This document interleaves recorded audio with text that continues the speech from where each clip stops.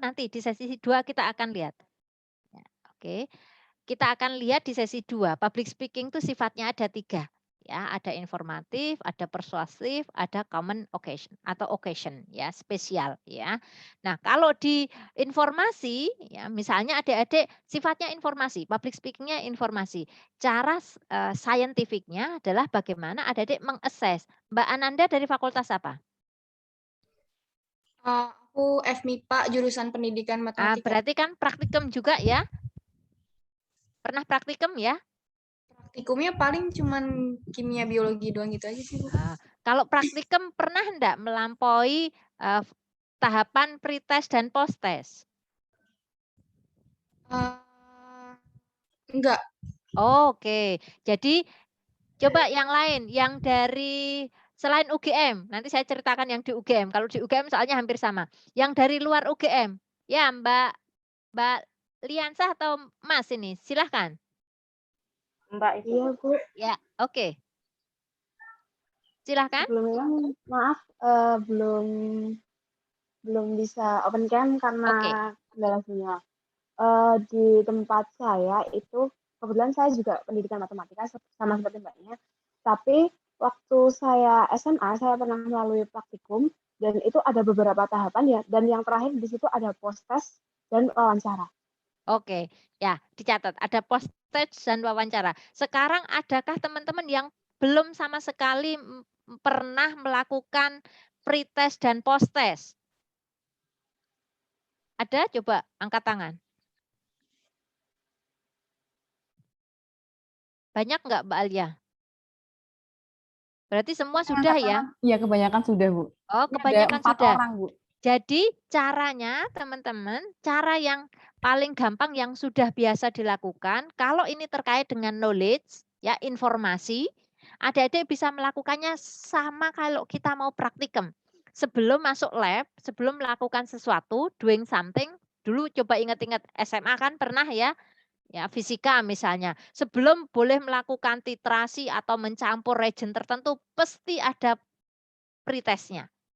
Kalau sudah praktikum, kemudian ada post-testnya. Nah, teman-teman dari sosial juga mungkin pretestnya enggak, tapi misalnya setelah berkunjung ke lapangan, setelah observasi ke kelompok misalnya, menemui case tertentu, mesti ada post-testnya.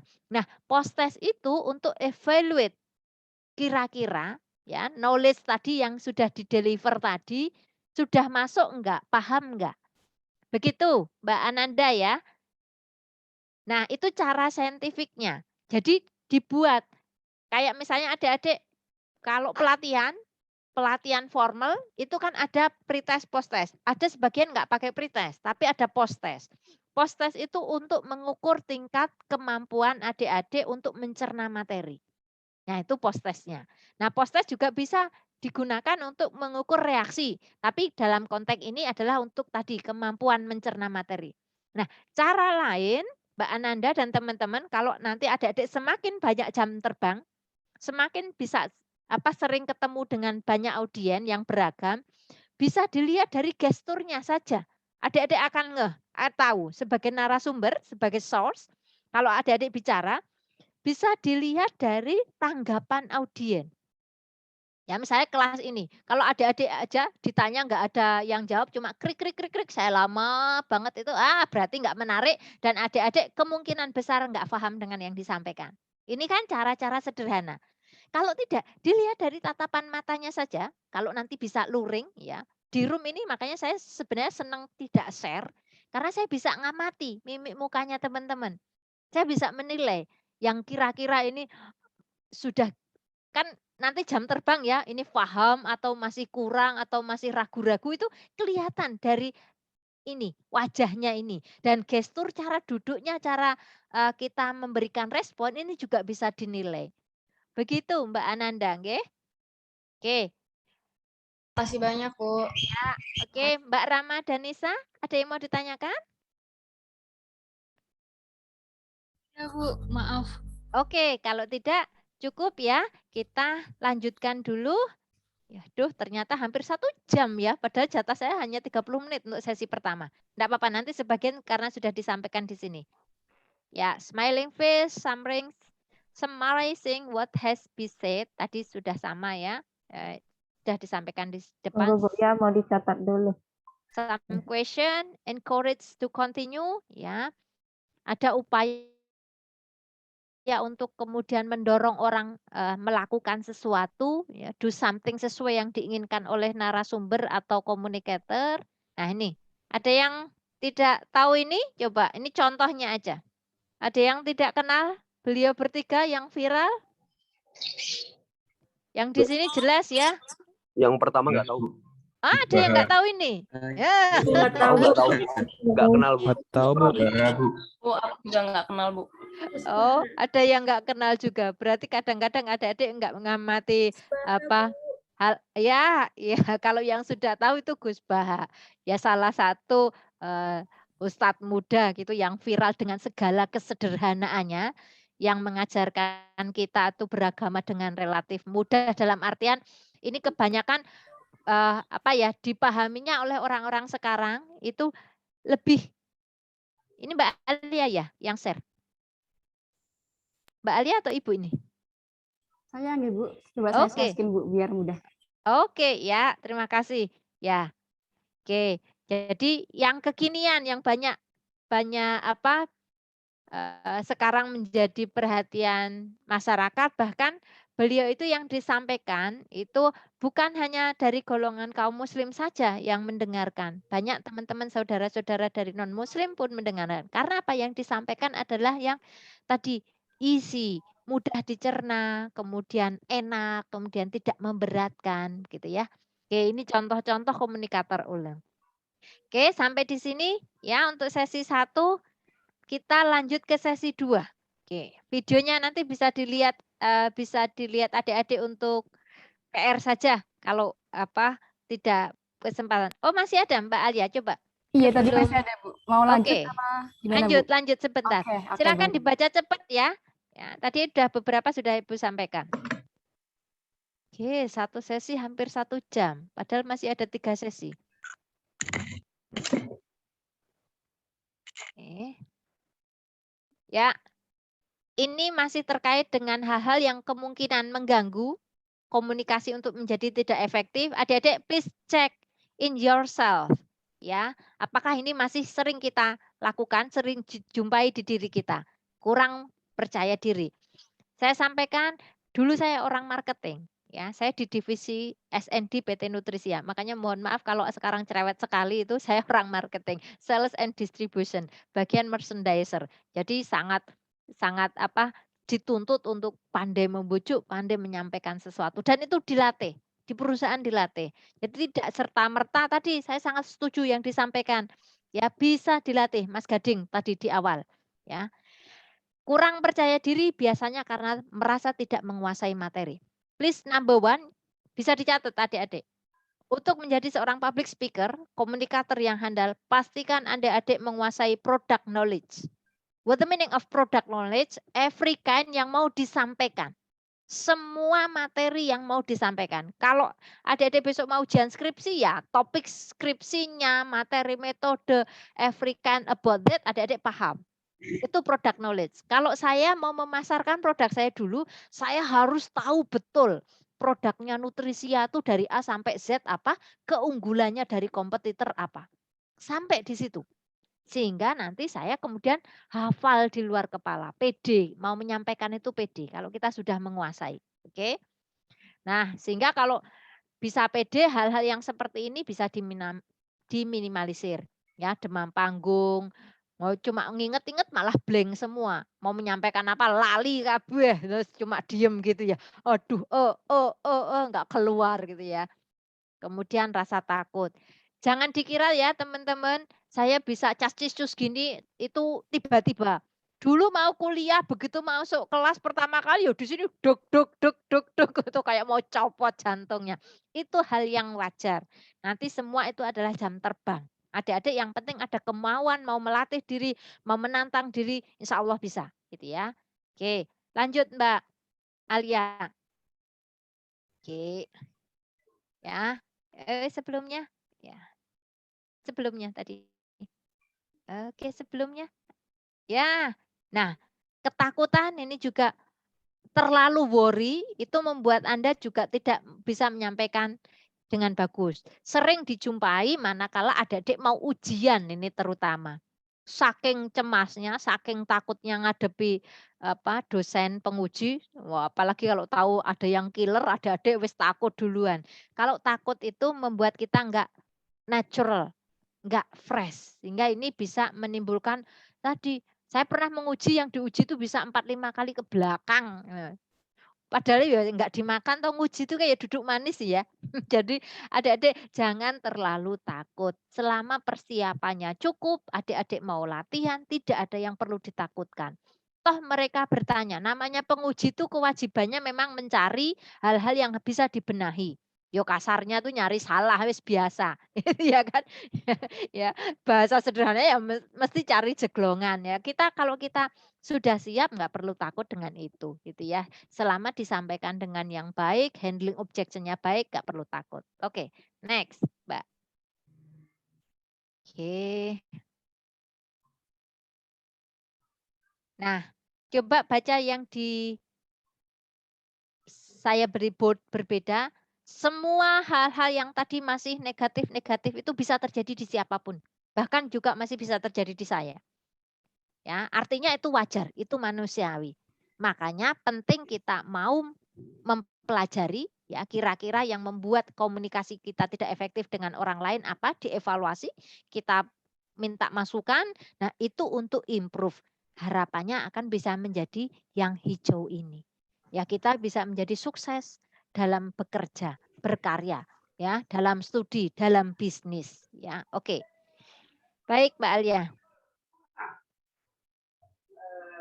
Oke, terima kasih. Sesi 1 selesai. Silahkan saya dibantu untuk menampilkan sesi 2. Sambil Iya, Bu, menunggu baik. sesi 2, silahkan kalau ada yang mau bertanya. Sebenarnya saya sangat oke, Mbak Nurul. Terima kasih, silahkan. Pagi Bu, Ibu Ya, mau pagi. bertanya yang tentang komunikasi tidak efektif sebelumnya. Yuk. Itu kan ada message send but not receive. Nah, itu masalahnya lebih ke channelnya yang bermasalah atau problemnya di mana ya, Bu? Message send but not receive. Jadi pesan tersampai tapi nggak didengar. Ya banyak. Bisa jadi pesannya itu tidak clear. Kadang-kadang orang mau berbicara tuh kayak sing diomongke apa toh kalau dalam bahasa Jawa. Please translate in bahasa. Ada yang tahu? Pernah enggak adik-adik menjumpai ya seorang narator, komunikator itu menyampaikannya tuh panjang, kemudian tidak ada titik koma. Jadi kita enggak ngerti dia tuh mau menyampaikan apa toh, intinya apa toh. Itu berarti bisa dari pesannya. Bisa juga dari medianya. Ada noise di media. Misalnya kalau kita daring seperti ini, ya.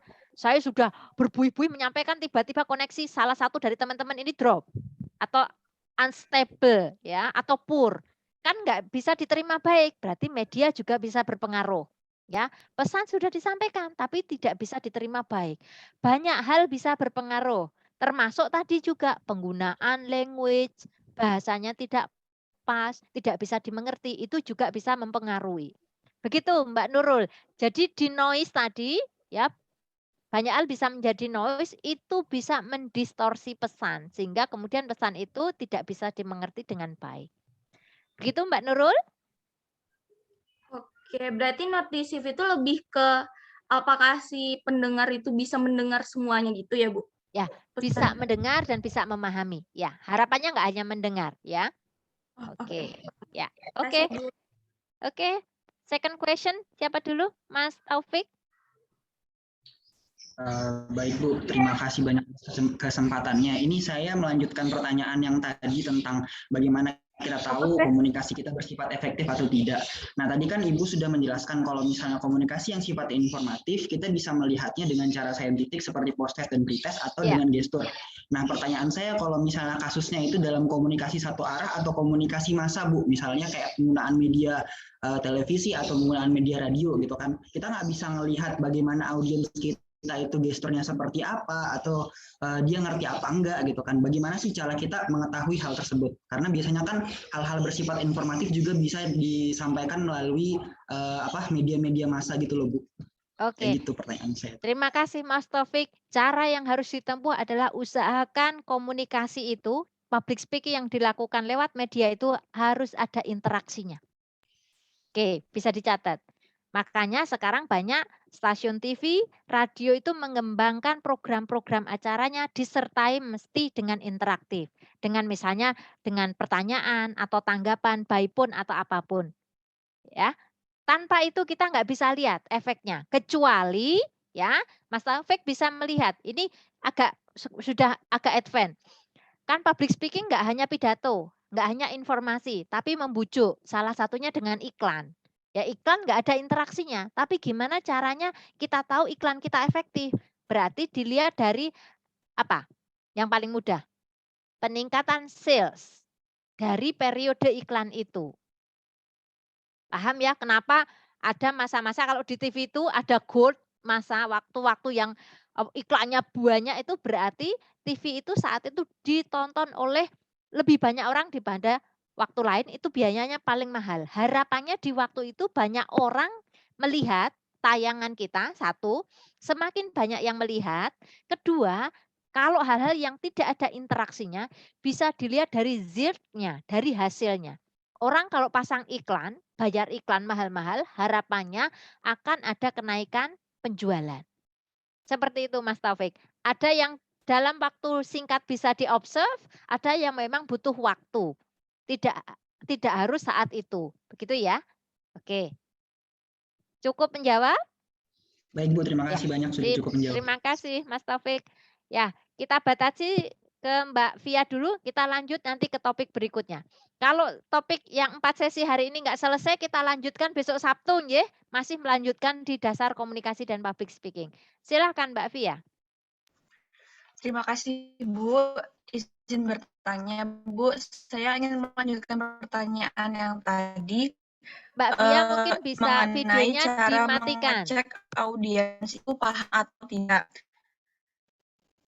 Oke, ya silahkan. Izin bertanya Bu, untuk mengecek audiens itu paham atau tidak, jikalau kita memberikan suatu materi pada kelas online seperti itu Bu, kemudian audiens itu ketika kita tanya itu mereka itu diam saja gitu Bu. Nah terus itu kira-kira bagaimana ya Bu cara mengeceknya kalau mereka diam saja? Nah, susah ya kalau diam saja.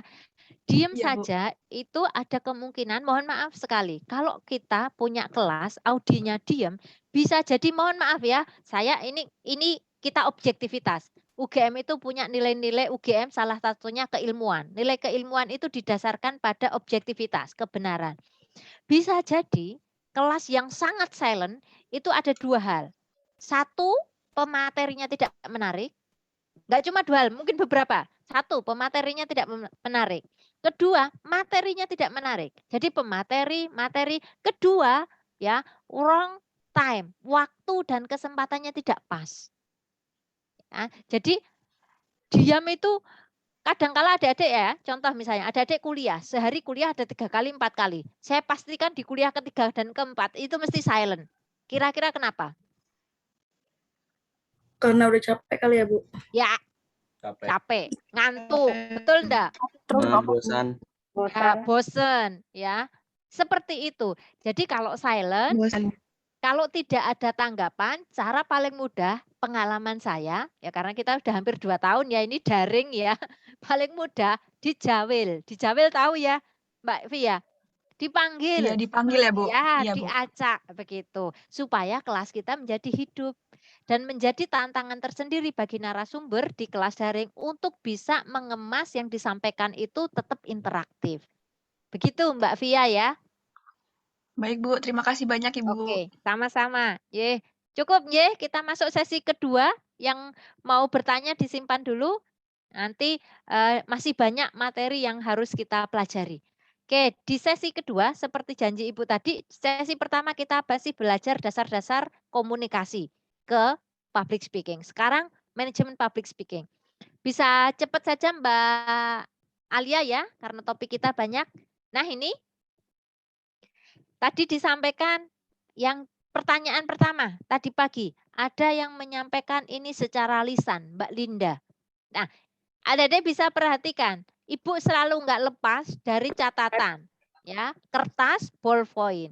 Jadi meskipun kita narasumber, ini ilmu marketing. Nanti adik-adik bisa aplikasikan itu. Orang itu paling senang disebut namanya, paling senang diingat apa yang dia sampaikan. Itu teknik marketing. Jadi usahakan kalau Anda berada dalam komunikasi, kalau Anda mampu mengingat, ingatlah itu dengan baik. Kalau seperti saya punya kendala di lobus temporal, bagian otak saya kanan kiri, di bagian yang mencerna memori jangka pendek itu sel otaknya mati. Saya kan kena stroke iskemik ya. Kalau dilihat dari MRI, sel otak saya itu hitam-hitam. Ya, hanya keajaiban Tuhan saja saya panjang umur. Ya, karena saya pakai seneng aja, seneng, apapun dipakai seneng. Ya. Nah, kalau saya menyadari saya punya kekurangan mengingat, yang saya lakukan adalah catat. Oke? Adik-adik biasakan mencatat. Mencatat interaksi, mencatat tema-tema besar, mencatat hal-hal yang adik-adik mau beri underline, mau beri penekanan. Begitu ya? Oke. Nah ini, tadi Mbak Linda, ini saya contohkan, saya mencatat, Mbak Linda tadi ada clue lisan. Memang public speaking itu adalah intinya komunikasi secara lisan. Ya, mengenai suatu hal atau suatu topik atau ide di hadapan banyak orang. Ya, untuk apa tujuannya? Satu, bisa mempengaruhi, mengajak, mendidik, mengubah opini, memberikan penjelasan, atau hanya sekedar memberikan informasi pada suatu khalayak atau masyarakat. Nah, tentunya tadi sudah Ibu sampaikan, public speaking tidak hanya bermakna public talking. Kalau hanya bicara saja sudah selesai, bicara sudah. Tapi kalau public speaking, harapannya mesti ada efek selanjutnya yang diharapkan. Ya, ada continuous apa yang diinginkan oleh narasumber. Nah, tadi beberapa ya sudah saya sampaikan, Mas Nardi, kemudian Mbak Linda juga, Mbak Nur Azizah menyampaikan public speaking itu ada unsur seninya, ada ilmunya. Di sana juga ada pengalaman pribadi dan pola pikir. Gitu ya. Next, Mbak Alia. Oke, sekarang ini boleh dicatat adik-adik. Ya, boleh kalau bahasa Jawanya dingen-ngen. Nah, jenis-jenis public speaking itu ada 3. Yang pertama informatif. Ya, ini sekedar memberikan informasi atau insight, membuka wawasan baru atau cara berpikir baru ya tentang suatu topik. Ya, untuk apa? Kalau seseorang, audien atau masyarakat punya insight baru, informasi baru, harapannya ini akan mempengaruhi kesadaran mereka, ya. Oke, lanjut Mbak Alia. Orang kalau nggak ngerti nggak ngeh, nggak sadar, tapi harapannya kalau ngerti akan sadar. Ya. Yang kedua, persuasi. Ini yang perlu adik-adik tekankan di public speaking. Persuasi, komunikasi yang selamanya ke depan akan selalu dikembangkan adalah persuasif. Bagaimana yang kita sampaikan itu bisa bernilai tanda petik membujuk, mempengaruhi. Ya, kalau orang marketing sudah sangat paham ini. Kalau bicara itu gimana caranya, makanya orang marketing itu cerewet, bahasanya bisa agak mendayu gitu ya. Gestur tubuhnya tuh warm, hangat gitu ya. Kita lebih closely dengan siapa-siapa itu mudah akrab. Itu karena apa? Mereka belajar bagaimana kalau berkomunikasi itu tidak hanya informatif, tapi harus persuasif. Gitu ya. Oke. Yang ketiga, nah, special occasion. Mbak Alia mungkin agak dikecilin ya, yang di bawah kok nggak kelihatan nggih. Adik-adik, apakah melihat yang tampilan di bawah ya? Bagaimana Ibu, sudah atau belum Bu? Terpotong Mbak Alia. Yang special occasion itu terpotong. Oke Bu, coba ini Bu. Ya, oke. Nah, special occasion ini biasanya untuk acara-acara khusus, momen-momen tertentu. Nah, oke. Sampai di sini ada yang mau ditanyakan? 3 hal. 1 yang paling dasar apa? Sifat public speaking. Yang pertama? Informatif itu pasti wajib harus dilalui. Yang kedua, next step-nya? Persuasif. Ya, yang sangat urgent adalah persuasif. Kalau special occasion ini adalah untuk momen-momen tertentu yang ini agak spesifik gitu ya, berbeda gitu ya. Oke, contohnya di sini ada misalnya pemakaman, pernikahan, ya, inaugurasi dan lain sebagainya. Oke, lanjut Mbak Alia. Nah, apa saja yang perlu kita siapkan? Bisa dilanjut Mbak Alia di teknik public speaking ya. Ini sekaligus menjawab tadi pertanyaan Mas Nardi, gimana toh biar bisa efektif? Yuk, masih ada 3 sesi ya. Lanjut Mbak Alia. Bisa dicatat, diberi tanda adik-adik. Ini harus selalu diingat. 5 canon. Jadi Mas Nardi, teman-teman semua, ya, public speaking nggak hanya berhenti di tema, di pesannya, tapi ada 5 hal. Oke, Mbak Alia, mungkin saya saja yang share. Mbak Alia share-nya kepotong. Oh iya, baik Bu, nggih Bu. Oke. Yang bagian paling bawah tidak terlihat. Oke, saya buka dulu filenya. Bentar ya. Oke. Sesi kedua.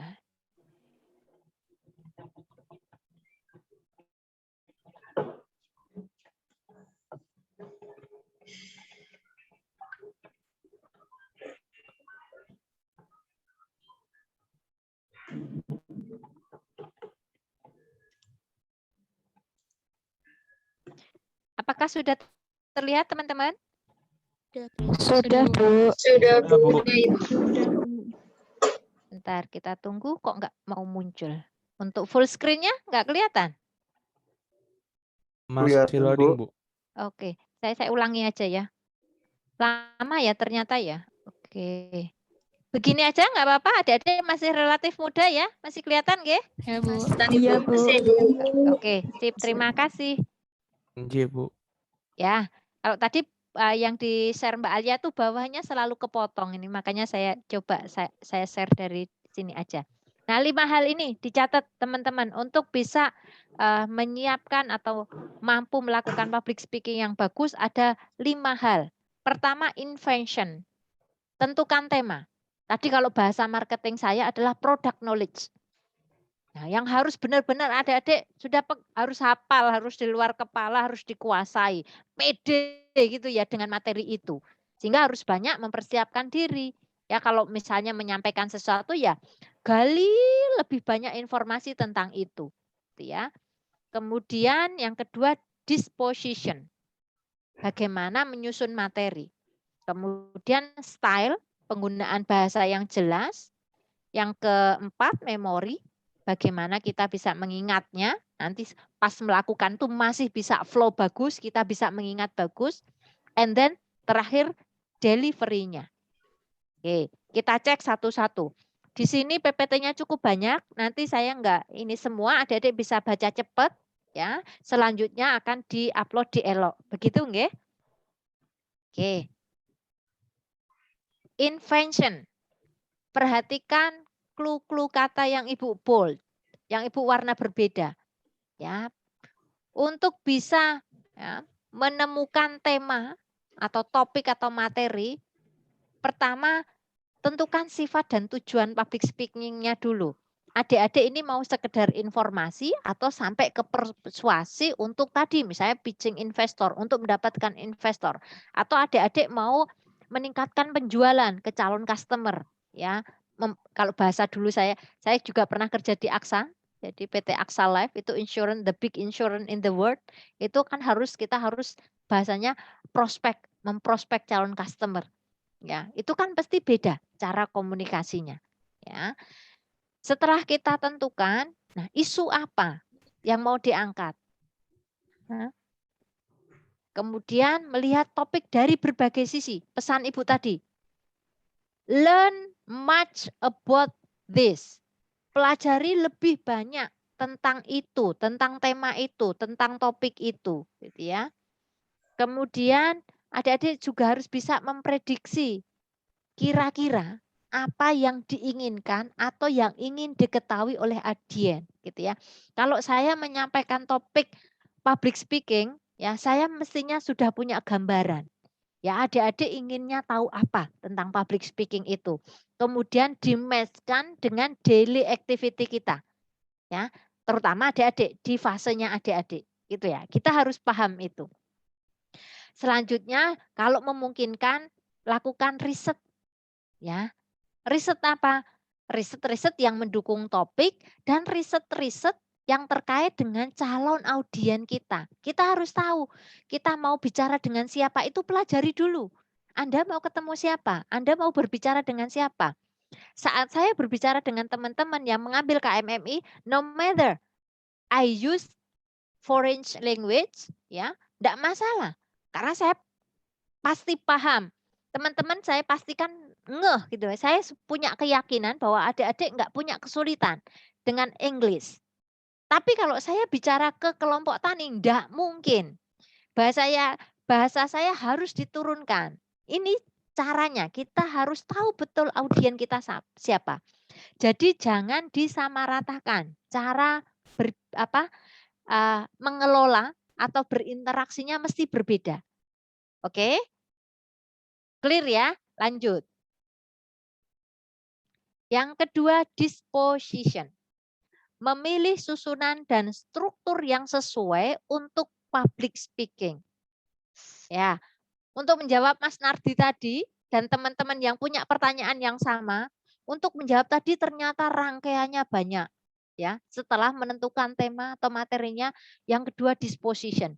Dimulai dari mempersiapkan pembukaan, ya, kemudian mengelola poin utama dan materi pendukung. Kemudian terakhir jangan lupa harus mengembangkan simpulan.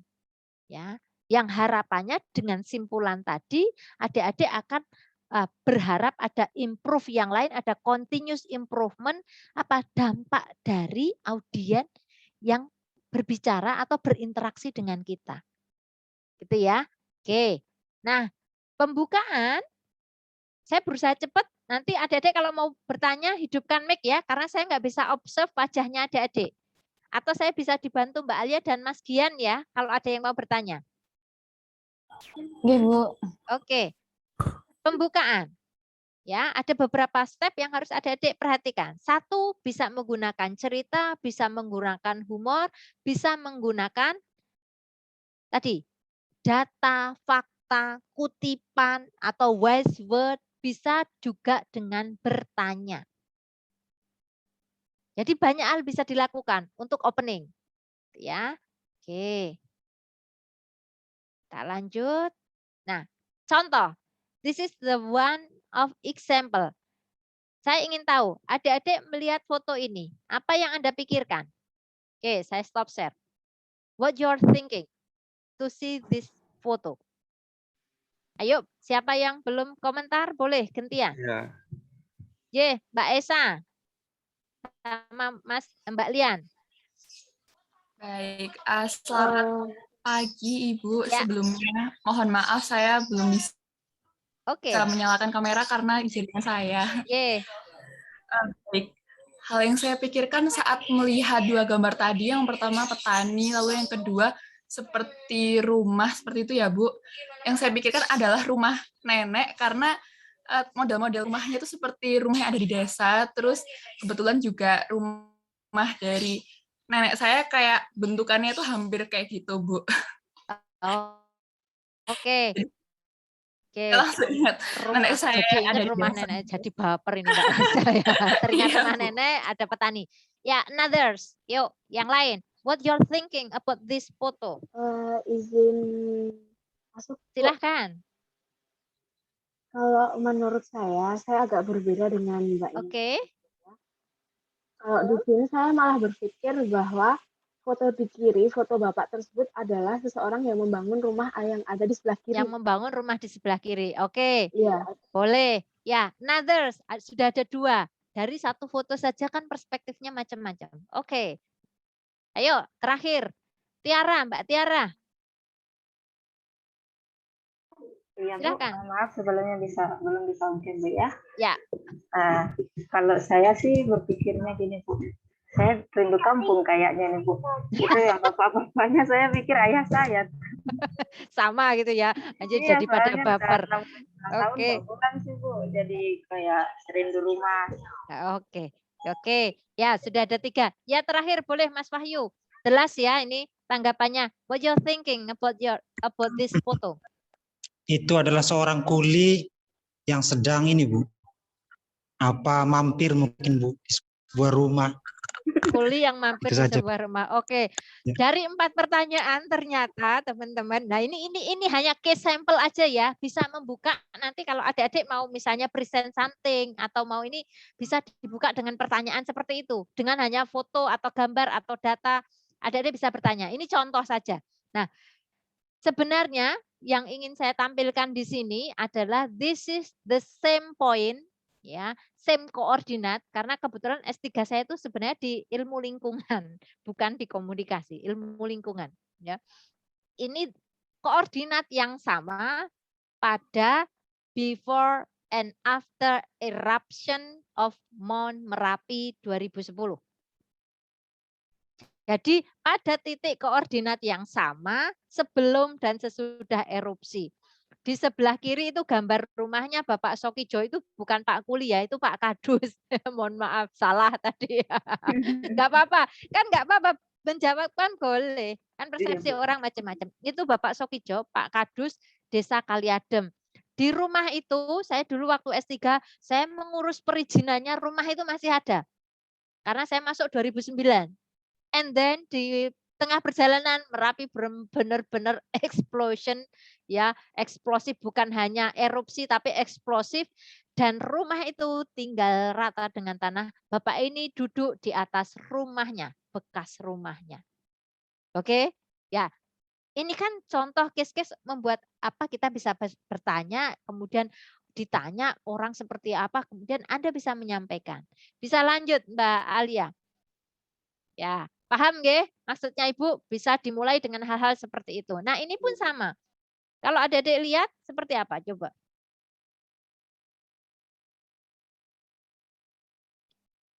Ya, similar dengan foto pertama.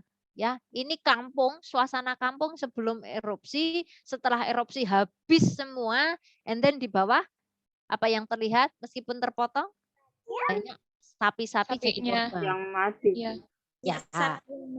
Oke. Nah, seperti itu. Jadi adik-adik nanti kalau misalnya punya kesempatan presentasi, kadang-kadang kita kesulitan menyampaikan, cari gambar-gambar yang bermakna, ya, dukungan dokumen-dokumen yang bermakna itu memudahkan Anda menyampaikan sesuatu. Kalau Anda mau present company profile, berarti dukunglah dengan banyak dokumen, video atau apapun yang orang akan lebih cepat paham dengan maksud Anda, gitu ya. Oke. Saya lanjut, saya share aja Mbak Alia. Oke. Oke. Baik. Ini selanjutnya, kalau di saya kelihatan ya, sapinya itu, bahasa Jawanya pateng pekungkung gitu ya. Karena kena awan panas ini.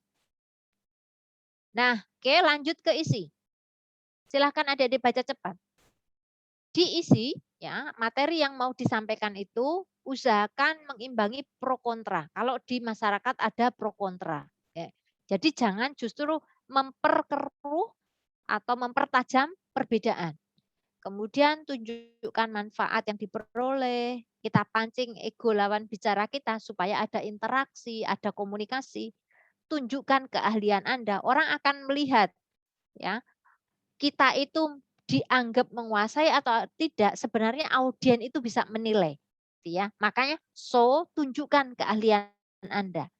Pergunakan konsensus, gunakan hal-hal yang unik, misalnya yang menarik tadi, diplomatis, percaya diri, tetap selalu jaga rendah hati.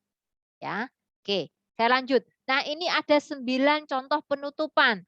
Silahkan saya beri kesempatan adik-adik baca cepat.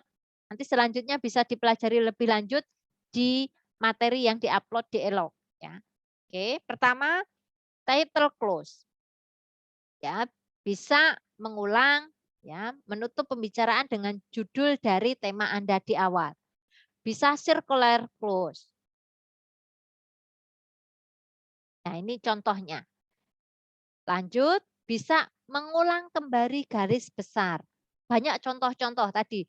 Kalau misalnya ada hal-hal yang penting selalu saya tanyakan kembali. Misalnya CPMK, misalnya sifat public speaking, ada 3 tadi. Nah, hal-hal yang penting itu kenapa tidak untuk kita ingatkan, untuk selalu diulang. Kemudian meminta kesan dan pesan pendengar. Nah, ini biasanya kalau mendekati sesi akhir itu ya, biasanya kita akan tanya kira-kira yuk, ya saya ingin testimoni 1 atau 2 dari audien, dari teman-teman. Bisa dengan seperti itu. Oke. Bisa menyampaikan pernyataan penting, ya. Ini contoh aja, ya. Sebelum saya akhiri, izinkan saya mengutip instruksi Presdir kita. Jika kita meningkatkan laba tahun ini sebesar 85%, maka insentif bagi karyawan akan meningkat sebesar 35%. Selamat berkarya. Nah, itu kan menarik, orang jadi wah, yuk semangat gitu ya. Wah, akan dapat bonus kita akhir tahun gitu. Oke. Kemudian menyampaikan pertanyaan penting. Di kelas yang adik-adik ketemu Ibu sudah sangat banyak pertanyaan yang saya lontarkan, ya. Saya sudah memberi contoh. Kemudian memberikan dorongan dan motivasi. Jangan lupa ya, public speaking yang bagus mesti di dalamnya ada unsur persuasi. Kalau persuasi itu membujuk, mendorong. Jadi selipkan hal-hal yang bisa memotivasi, ya. Oke. Kemudian memberi harapan agar bisa bertemu kembali. Bisa juga agak diselingi humor ya sebenarnya ini. Ini contoh aja. Oke, kemudian memberikan kesempatan pendengar untuk memilih. Contohnya misalnya di saat pandemi ini. Oke, teman-teman. Pandemi ini adalah suatu hal yang real. Kita mau bisa passing, kita survive ataupun tidak, terserah Anda. Anda prokes, Anda menjaga diri Anda sendiri dan keluarga, Anda tidak taat prokes, berarti Anda sudah siap dengan resikonya. Ini kan pilihan. Ya, contohnya seperti itu. Oke. Lanjut, challenging close. Ya. Menantang ini. Ayo teman-teman, Anda semua bisa. Anda generasi muda, harapan bangsa. 2-3 tahun lagi Anda lulus, ayo buktikan bahwa Anda bisa berkontribusi untuk bangsa ini. Itu bisa juga. Itu challenging. Ya. Kemudian invitation close. Nah, untuk ada semacam kebersamaan. Di sini contohnya tugas kita adalah tugas besar. Tanda kebersamaan, maka semua itu akan sia-sia. Mari kita lakukan bersama. Mari kita jalani bersama demi kesuksesan kita bersama. Itu juga bisa. Kalau Anda butuh support, butuh dorongan dari audien, butuh kebersamaan, ini bisa dipilih. Ya, oke. Next. Ada question, ada repetitif. Nanti silakan adik-adik bisa pelajari lebih lanjut. Ya, bisa juga dengan sing song close. Ya. Misalnya diminta untuk mengulang kata-kata, hadapi dan kontrol, hadapi dan kontrol. Kalau misalnya adik-adik coba. Oke, di sini ada Mbak Anissa angkat tangan. Iya, Ibu Andar. Ya, silakan. Selamat pagi, Ibu Andar dan teman-teman sekalian. Saya izin bertanya, Bu. Dari ketiga bagian pemaparan tadi, dari pembukaan, pemaparan materi, dan pemaparan isi dan juga penutupan, untuk melakukan komunikasi yang efektif dan berkesan, bagian manakah, Bu, yang kira-kira harus di-emphasize atau ditekankan untuk audiens bisa menangkap pesan daripada yang kita sampaikan? Demikian, Ibu. Oke, paling krusial adalah opening dan closing. Itu paling krusial. Jadi di opening Anda, kita, adik-adik itu akan berupaya mendapatkan attention. Sehingga upayakan Anda bisa opening dengan bagus. Kalau kita nggak bisa opening dengan bagus, audien itu tidak akan memberikan give attend. Ya, baru dilanjutkan ke materi pokok. Selanjutnya setelah materi pokok tersampai dengan bagus, jangan lupa closing. Closing itu untuk meninggalkan kesan. Begitu. Jadi sebenarnya semuanya penting, Mbak Anissa. Tapi 2 hal di depan dan di belakang itu upayakan semenarik mungkin. Begitu Mbak Anissa? Baik, Bu Andar. Terima kasih, Bu. Ya. Ada lagi? Oke, Mbak Zeliha. Baik Ibu, Assalamualaikum warahmatullahi wabarakatuh. Waalaikumsalam. Menjelang siang semuanya. Perkenalkan, nama saya Zelika dari Sekolah Tinggi Manajemen Logistik Indonesia. Saya ingin bertanya Ibu, untuk bagian pemaparan isi tadi kan imbangi pro kontra, manfaat, besarkan ego lawan bicara, tunjukkan keahlian, dan penggunakan konsensus ya. Nah, untuk kalau misal di bagian awal dan akhir kita semenarik mungkin, bagaimana sih Bu cara buat biar di tengah saat kita menyampaikan materi itu juga lebih menarik gitu loh Bu. Kadang kan orang udah berusaha semaksimal mungkin menutup dan pembukaan semenarik mungkin, tetapi saat memaparkan isi kita sudah merasa materi kita yang disampaikan seperti ini, tetapi orang merasa bosan gitu loh Bu untuk menangkap materi itu gitu loh. Kayak, Bu, kayak oh kayak gini gitu loh. Jadi kayak kita mau berusaha semaksimal mungkin tuh bingung gitu loh Bu untuk menghadapi itu Bu. Terus untuk imbangi pro kontranya tuh seperti apa? Apakah kita menyampaikan apa ya, kayak di materi itu tuh kita nyampein pendapat dulu kepada audiens atau bagaimana gitu Bu. Terus besarkan ego lawan bicara, berarti kita berusaha semaksimal mungkin buat mendukung pendapat audiens itu tapi masih tetap netral atau bagaimana Bu? Terima kasih. Oke, terima kasih Mbak Zelika. Ada 3 pertanyaan. Opening dan closing itu sangat urgent, tapi bagaimana pertanyaannya untuk mempertahankan yang di main topik di antara keduanya ini tetap bisa sejalan, tetap bisa menarik. Nah, itulah tantangan kita sebagai seorang public speaker. Saya tutup ya.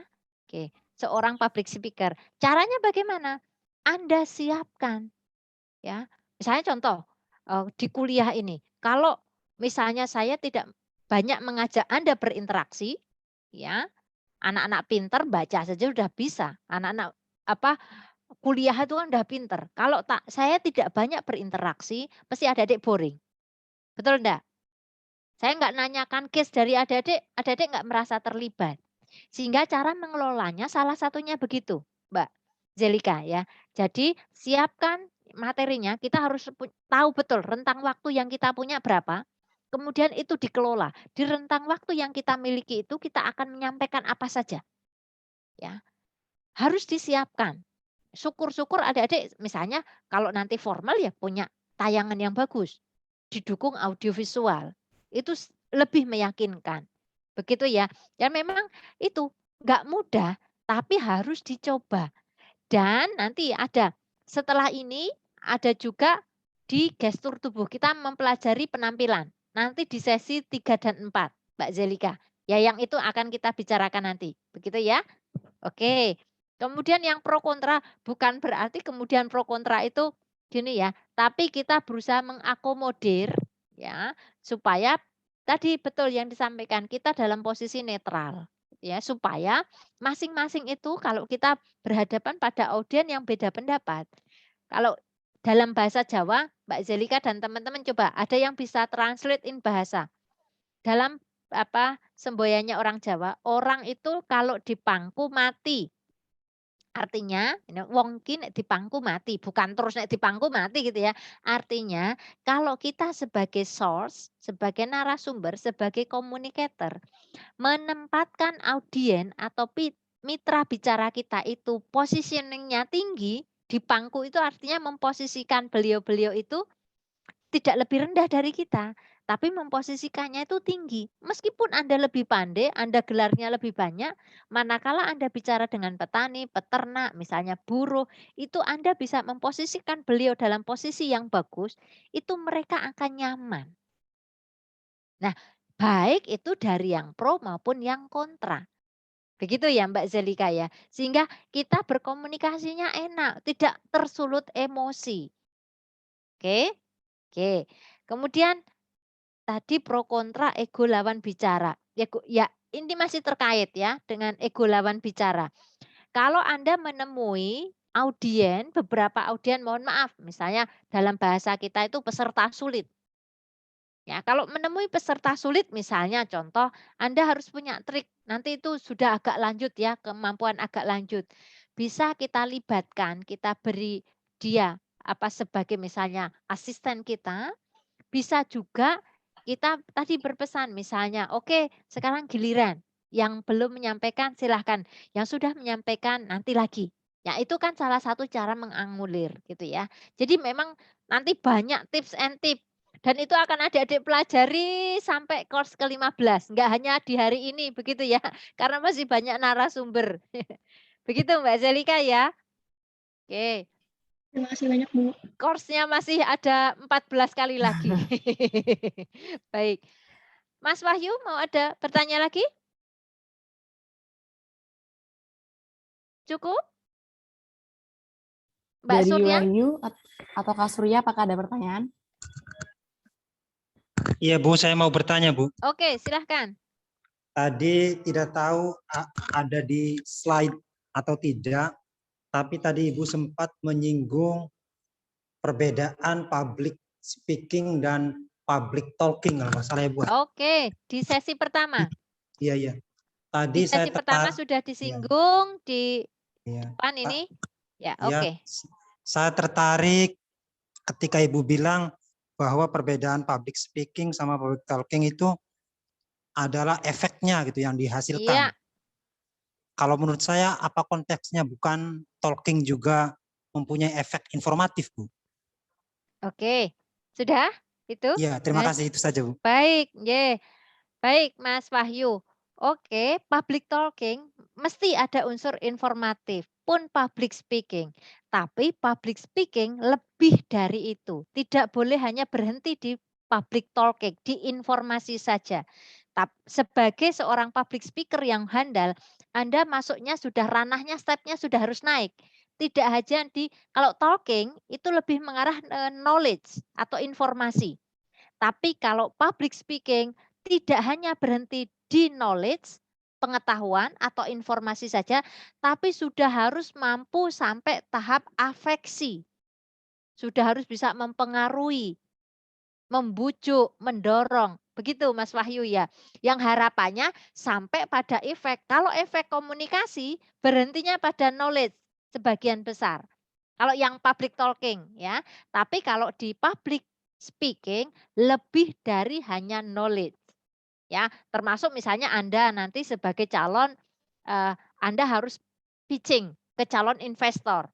Karena Anda nggak hanya menyampaikan communication profil Anda, ya profil perusahaan Anda. Tapi Anda berharap bahwa calon investor akan melakukan kerjasama dengan Anda. Betul? Kalau Anda public speaker-nya misalnya seperti saya dulu, seorang sales and distribution, saya harus bisa memastikan ya mitra kerja saya, ya kok ada distributor, waktu itu ada PT Tiga Raksa dan lain sebagainya. Itu bagaimana owner itu kemudian bersungguh-sungguh menerima program dari produk kita, sehingga sel kita bisa naik. Kalau saya hanya informasi, saya hanya bilang, Pak, saya target, kan Pak atau Koh, kan banyak mitra kita yang dari saudara-saudara kita yang dari apa, mereka yang kebetulan keturunan Cina ya, pengusaha-pengusaha itu saya biasanya panggilnya Koh. Koh, kalau saya hanya informasi, saya ditarget segini Koh untuk bulan ini, untuk traditional alternate 0,5 miliar. Sudah hanya berhenti di situ. Tapi kalau saya public speaking, ayo Koh gimana tak buatin program apa ya? Saya sudah menyiapkan sih Koh sebenarnya. Nek tak buatin program promo display kontes misalnya piye Koh ya? Kan public speaking. Beda kan? Ya, beda. Ya, oke, sampai di situ. Terima kasih, Bu. Sama-sama. Untuk yang lain tahan dulu pertanyaannya, kita lanjut dulu. Semoga hari ini kita sampai sesi 2 ya. Nanti untuk yang topik selanjutnya syukur-syukur selesai hari ini, kalau enggak kita lanjut besok Sabtu depan. Oke, saya lanjut dulu. Oke, ini tadi sudah ya. Tadi sampai di 19. Oke. Nah, oke. Nanti di penutupan bisa adik-adik baca ulang. Nah, sebenarnya saya attach salah satu video bisa untuk menambah memperkaya wawasan adik-adik untuk opening, closing dan lain sebagainya. Cuma kalau saya kirim ini agak panjang, nanti bisa dibuka sendiri ya. Ini salah satu dari saya ambilkan dari websitenya Kemenku ya. Oke, saya lanjut dulu. Menggunakan bahasa yang jelas. Style. Yang ketiga tadi. Setelah tema, kemudian penyusunannya, kita stylenya, bahasanya.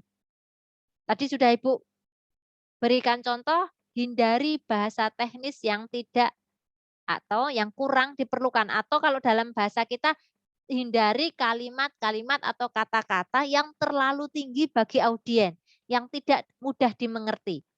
Jadi makanya adik-adik harus tahu calon audiennya untuk menyesuaikan pilihan katanya yang paling pas, yang paling tepat, gitu ya.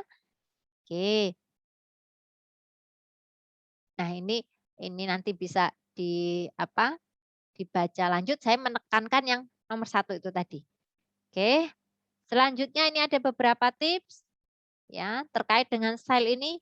Pakai kalimat sederhana. Dukung dengan gambar atau ilustrasi atau video atau dokumen yang memudahkan Anda untuk menyampaikan pesan. Ya, kuasai topik presentasi secara detail ya. Jangan gagap dalam menjelaskan detail, makanya pegang. Boleh ditulis ulang lagi, product knowledge. Apapun yang mau Anda sampaikan, Anda harus menguasai. Bahkan kalau bisa harus hafal. Jadi tidak mengingat-ingat lagi. Oke. Nah, kalau Anda kesulitan, buatlah poin. Poin-poin, catat. Untuk adik-adik tidak lupa, nanti mau menyampaikan apa, itu biasanya besok kalau adik-adik praktek, adik-adik punya kepean kecil itu ya, catat poin-poinnya. Karena kalau kadang-kadang sudah di depan Bapak Ibu narasumber ya, teman-teman adik-adik blank. Ya, caranya adalah poin yang mau disampaikan catat clue-nya. Gitu ya. Kalau tadi saya memberikan contoh di PPT-nya kan banyak. Kalimatnya ada yang beberapa. Seperti kalau di kuliah ya, biasanya saya membantu adik-adik, teman-teman, mahasiswa untuk memahaminya dengan memberikan clue kata.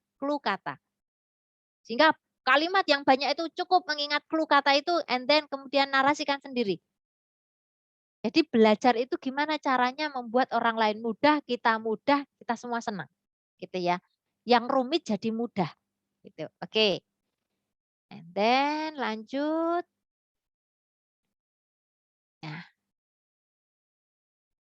Bisa menggunakan efek, tapi jangan terlalu banyak. Kalau terlalu banyak itu justru mendistrak, mengganggu. Oke, Mbak Arum, ada yang mau disampaikan? Mas Mun. Oke. Baik, kita lanjut. Selanjutnya adalah memori, yang keempat ini. Mampu mengingat kembali. Ya, masih terhubung atau ada kaitannya dengan style ya, siapkan outline ya. Kemudian nih yang terakhir ya, usahakan ya di cara nanti untuk deliver sebelum ke deliver ya, upayakan ada konversasional di outline yang kita siapkan itu gitu ya. Oke, selanjutnya terakhir delivery.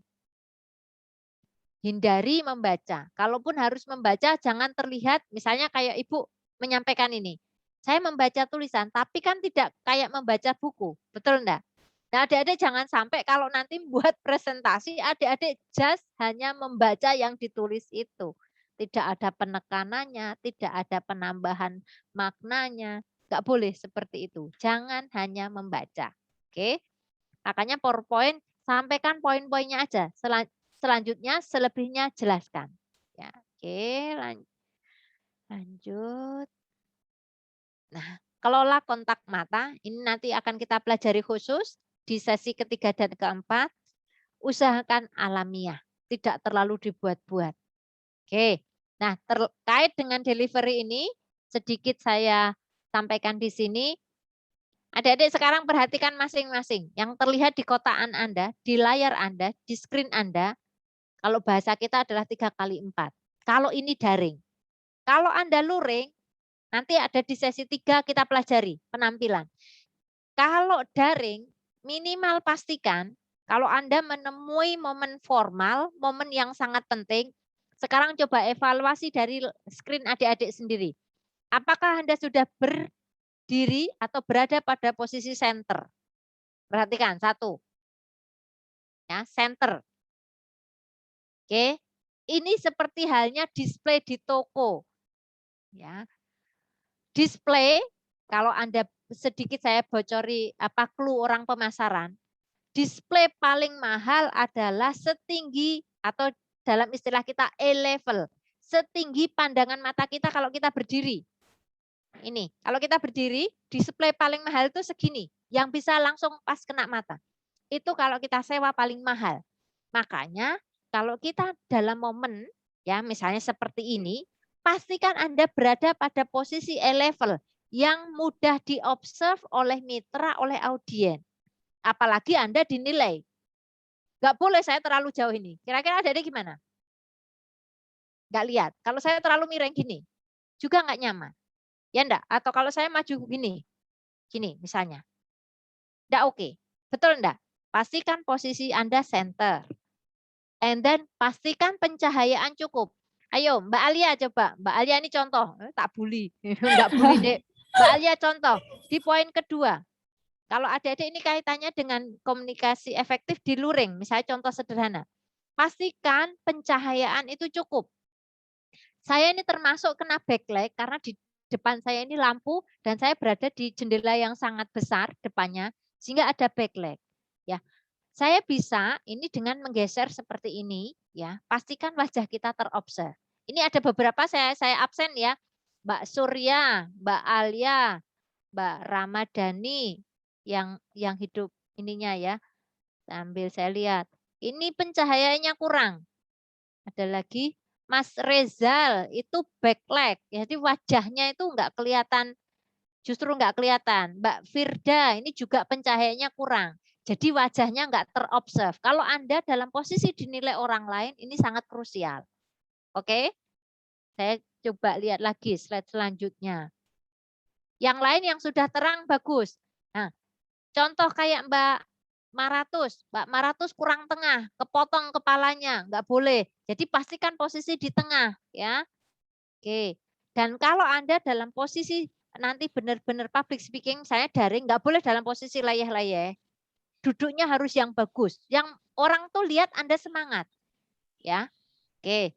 Coba yang lain enggak, karena mungkin kendala jaringan di slide 4 enggak terlihat, enggak terobserve, 5 enggak terobserve, 6 enggak terobserve. Oke. Yang terobserve hanya depan. It's okay, enggak apa-apa. Ya. Oke. Oke, kemudian misalnya Mbak Indah Yulianti. Oke, Mbak Indah mendengar? Kalau nanti di momen penting, Anda pastikan usahakan dapat layar yang monokrom sehingga begitu kalau misalnya ada background itu smooth ya.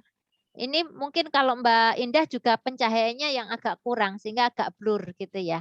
Oke, saya tadi lihat ada beberapa yang wajahnya kemudian terganggu dengan background. Ya, kalau memang mohon maaf device kita kurang mendukung, mungkin tidak menggunakan virtual background nggak apa-apa. Kalau itu membuat kita malah hilang wajahnya. Ya, kalau Anda dalam posisi dilihat dinilai orang lain. Karena kadang-kadang menemui seperti itu ya.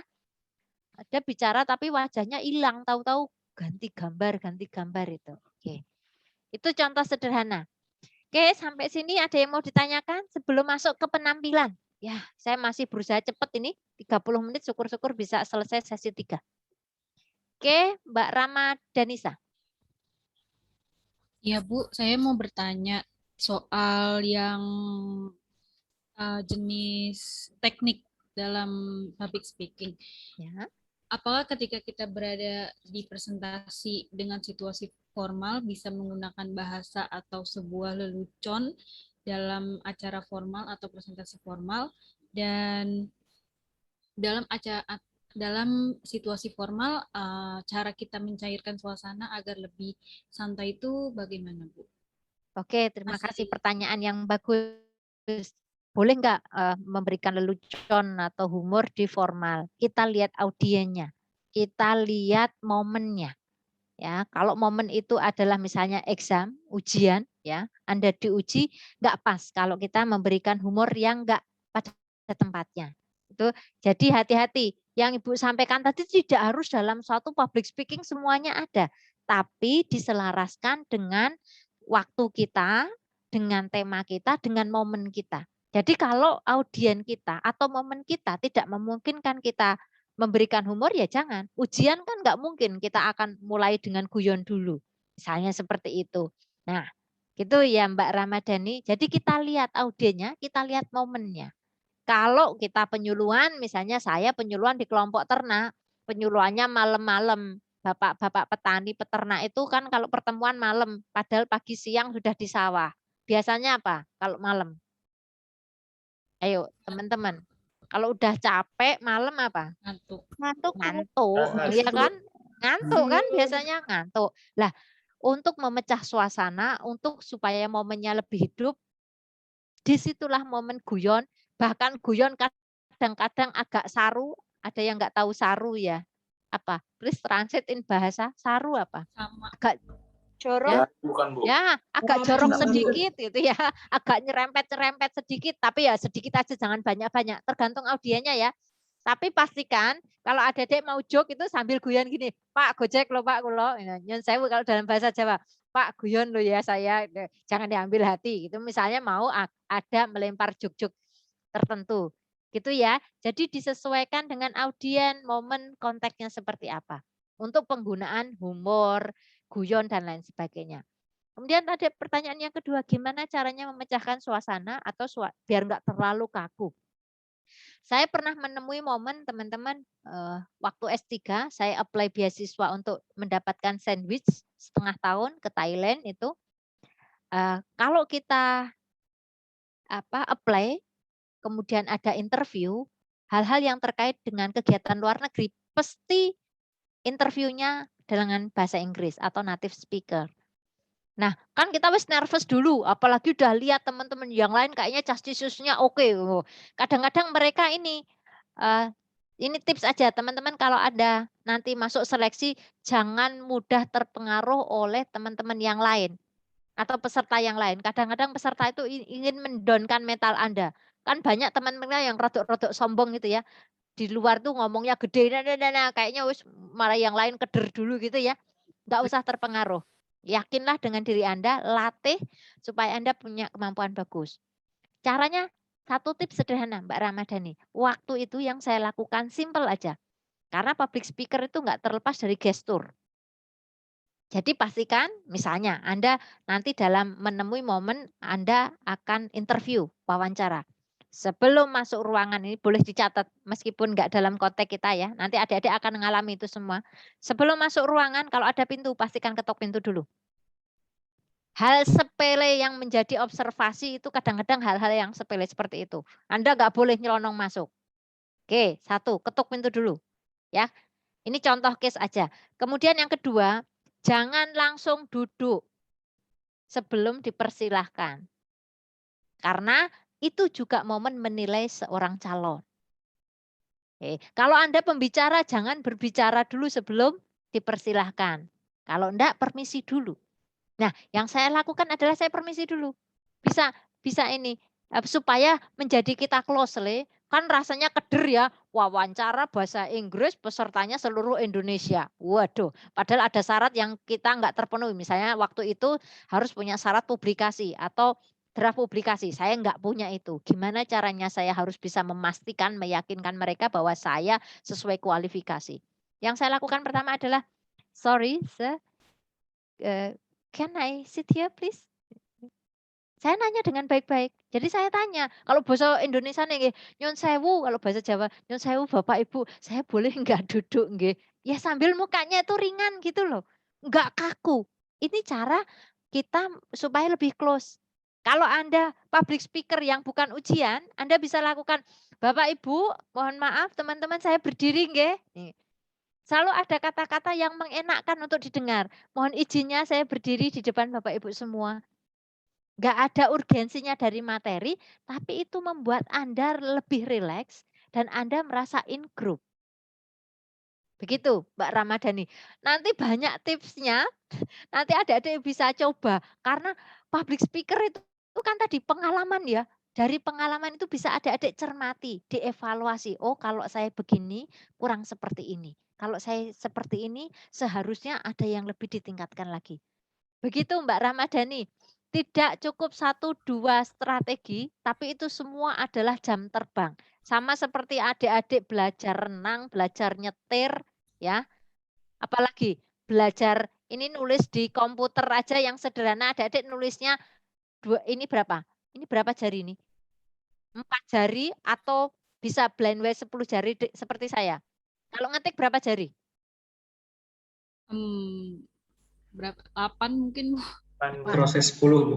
Proses 10. Kalau saya karena saya dulu dididik SMA itu blind way ngetiknya, ngetik manual cetok itu, sehingga otomatis kalau saya ngetik dengan komputer blind way, saya nggak lihat tut, saya lihatnya layar 10 jari. Ya. Itu kan jam terbang, nggak bisa dengan serta-merta ada saya ngeleng-ngeleng ini A, B, C, D-nya. Nanti kalau sudah ini kan sudah hafal, tangan itu kayaknya sudah punya mata sendiri untuk melihat tuts kanan kirinya. Nah seperti itu gambarannya. Public speaking itu seperti itu, berkomunikasi seperti itu, jam terbang bisa diasah. Ya, oke, gitu nje. Baik Bu, terima kasih atas penjelasannya. Saya boleh minum enggak ini? Ini ternyata sudah 2 jam ya. Boleh Bu. Monggo Ibu. Ya baik. Siapkan pertanyaan ya, atau mau Mbak Alia, Mas Gian ada apa? Sedikit. Ya sedikit konklusi ya Bu. Ya boleh, monggo silahkan bisa di adik-adiknya. Saya izin minum sebentar. Ya. Kak, makan siang Kak, udah lapar. Ya, oke teman-teman. Kalau saya tangkap dikit tadi ya, sebenarnya di sini pun saya juga masih belajar dari Bu Andarwati tadi yang udah menjelaskan beberapa hal. Saya juga berpikir ternyata masih banyak hal yang perlu saya perbaiki juga, apalagi di sini juga sebagai moderator, posisi layar pun juga ketika Bu Andar menyampaikan saya selalu baru kepikiran gitu. Oh ternyata ini saya juga belum benar gitu, dan di sini kita juga bisa belajar bareng-bareng. Kemudian ada beberapa hal yang mungkin ini kebanyakan orang ya, ketika terjadi suatu konflik atau problem dengan orang lain tuh beberapa orang tuh menasihati loh hanya masalah komunikasi, padahal kalau kita belajar di sini komunikasi itu malah hal urgent, hal yang perlu dipelajari, karena dari komunikasi pun konflik pun bisa muncul. Padahal komunikasi itu banyak yang menganggap sepele, padahal kalau tadi Bu Andar menjelaskan ternyata banyak banget ilmu komunikasi, yang mana dari komunikasi pun kita pun akhirnya bisa saling memahami satu sama lain, sehingga konflik pun juga bisa menjadi lebih reda. Begitu nggih Bu? Iya, setuju. Jadi nanti kalau Anda sudah mempelajari ilmu komunikasi, boleh ditulis sekarang. Ini bekal hidup. Ya, masalah apapun yang Anda temui, selama Anda masih bisa mengkomunikasikannya dengan baik, ya, dengan pihak-pihak yang bermasalah, dengan siapapun yang terkait, pasti ada jalan. Tapi masalah sekecil apapun, kalau komunikasi Anda buruk, ya, hal yang sekalipun kalau sampaikannya baik, jadinya tidak baik. Komunikasi. Kita niat kita menasehati orang, tapi misalnya jadinya nggak baik. Ya, oke, saya tiba-tiba kok unstable ya. Suara saya terdengar enggak teman-teman? Jelas sih. Putus-putus Bu. Agak kayak piano sih Bu. Putus-putus sih Bu. Oke, saya cek. Saya cek koneksinya. Putus-putus lagi Bu. Oke. Ini saya. Sekarang seperti apa teman-teman? Saya lagi lanjut aja Bu. Jelas Bu. Oke, sudah jelas nggih? Oke, sementara saya matiin video sebentar biar stabil. Ada Mas Ramadhani mau bertanya, silahkan. Enggak Bu, udah saya lupa. Oke, lupa belum menurunkan. Oke, kalau tidak ada pertanyaan lagi, kita lanjut ya. Oh, ini ada yang mau bertanya, Mbak Surya, silahkan. Iya, selamat pagi Bu, terima kasih atas waktunya. Saya mau bertanya Bu, kalau misalnya dalam menyusun materi public speaking itu, gimana caranya agar materi yang kita susun itu tetap well structure, baik dalam waktu kita menyusunnya ataupun saat kita menyampaikannya Bu? Terima kasih. Oke, terima kasih. Pertanyaan yang luar biasa. Gimana caranya well structure? Sama seperti adik-adik mau menyusun karya tulis ilmiah. Ya, Gambarannya secara umum seperti itu, harus sistematis. Dari mulai apa dulu, kayak penelitian ilmiah kan ada background-nya, ada latar belakangnya, ya kan, ada fenomenanya.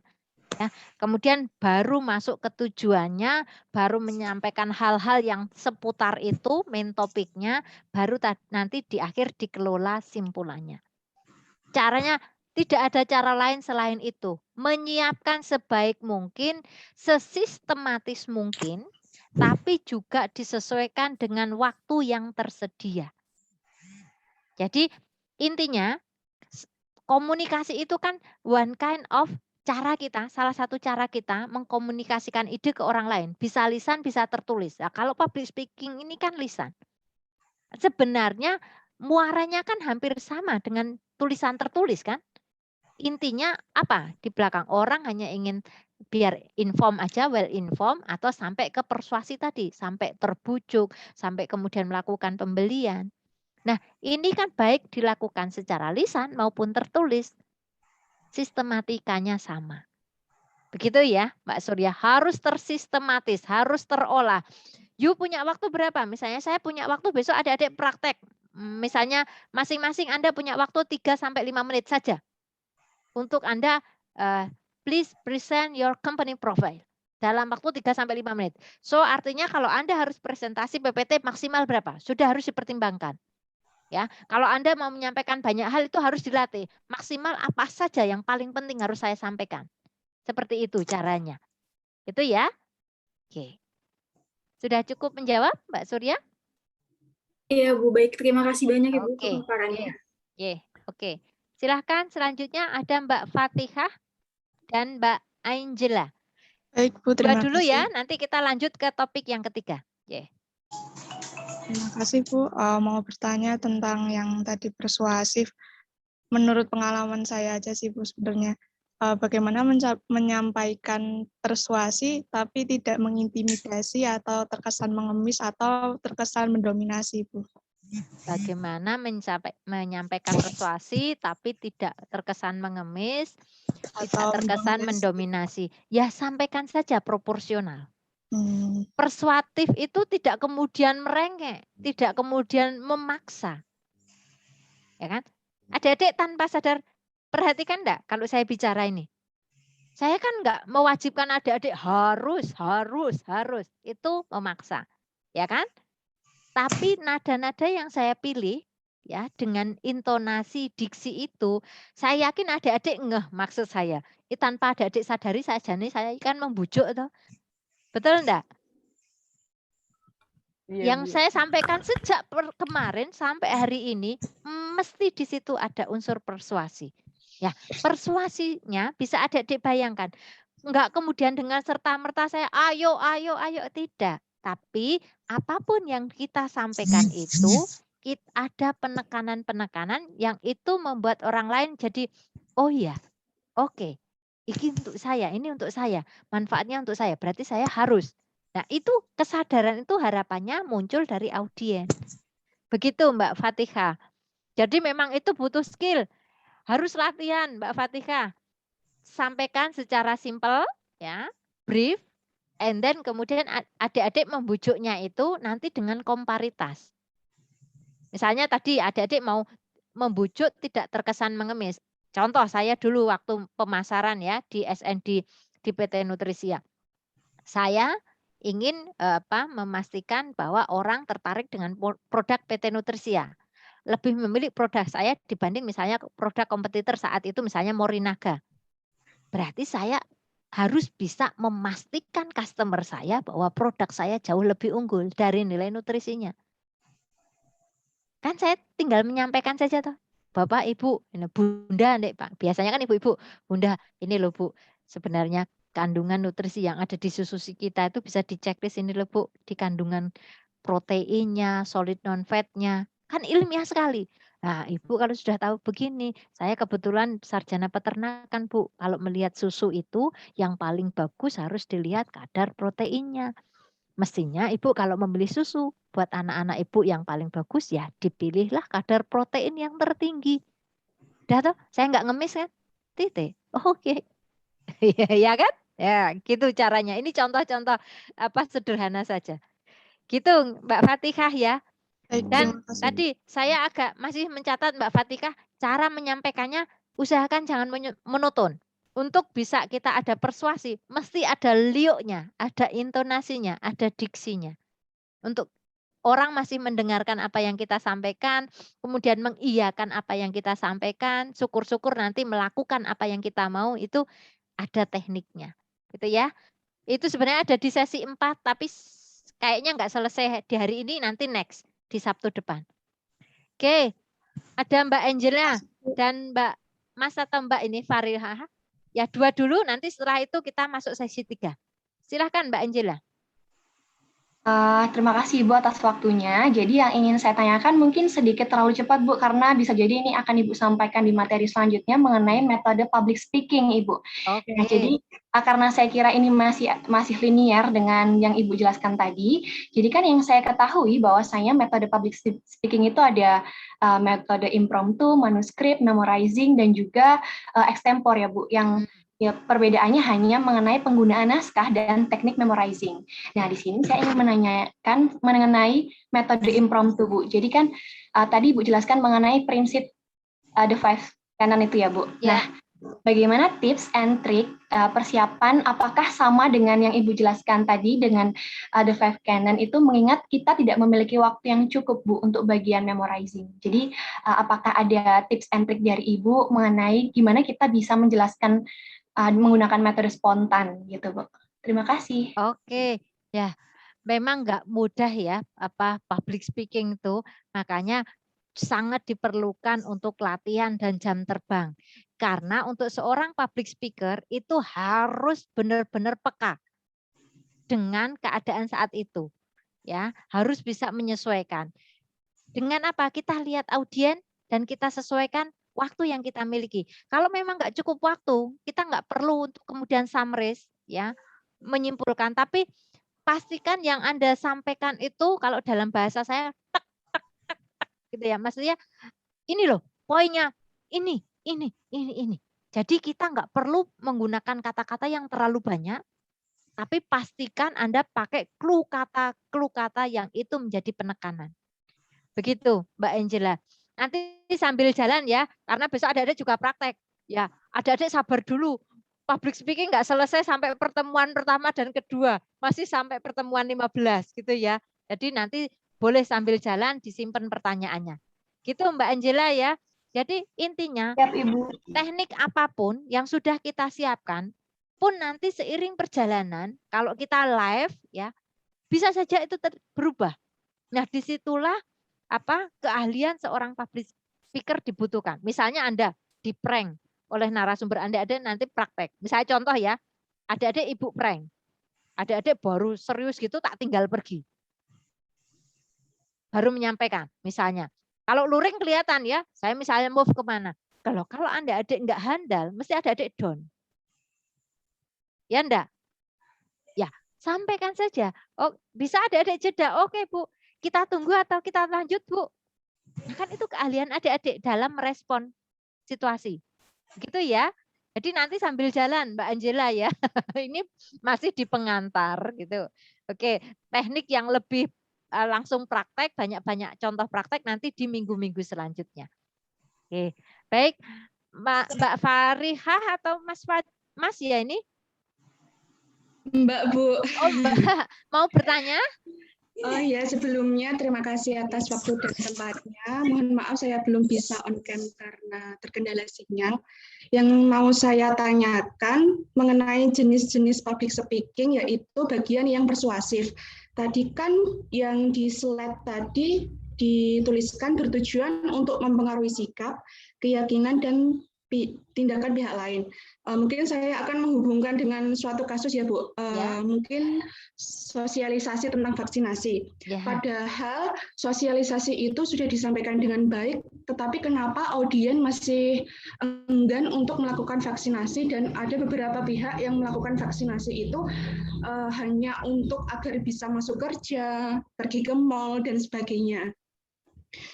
Apakah komunikator bagaimana komunikator bisa mengatasi isu-isu yang beredar di luar sana. Padahal banyak sekali edukasi yang sudah dilakukan oleh berbagai pihak tentang vaksinasi itu sendiri dan didukung dengan media yang sudah sangat bagus sekali menurut saya. Terima kasih, Bu. Baik, terima kasih. Teman-teman, kebetulan saya itu meskipun dosen Fakultas Peternakan, ya saya main job-nya tuh di Fakultas Peternakan, tapi saat ini menjadi ketua program studi Magister Penyuluhan dan Komunikasi Pembangunan. Ya, jadi banyak belajar tentang komunikasi. Untuk menjawab pertanyaannya Mbak Farilah tadi sangat luas, ya, dan itu topik yang menarik. Kenapa toh sudah diberikan begitu banyak sumber informasi tentang vaksinasi, tapi kesadaran sebagian masyarakat atau saudara-saudara kita masih ada yang kurang. Mbak Farilah, perhatikan saudara-saudara kita, teman-teman kita, tetangga kita.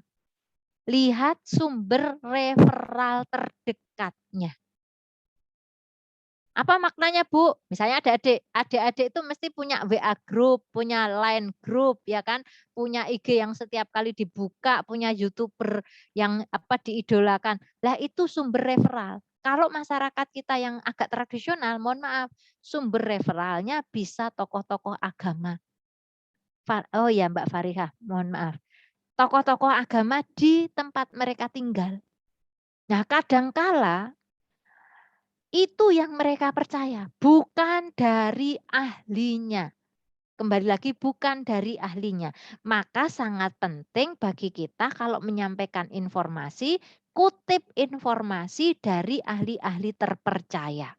Satu itu. Kedua, di masyarakat kita saat ini berkembang politik identitas. Nah, yang menyampaikan bukan dari golongannya, ora dipercaya.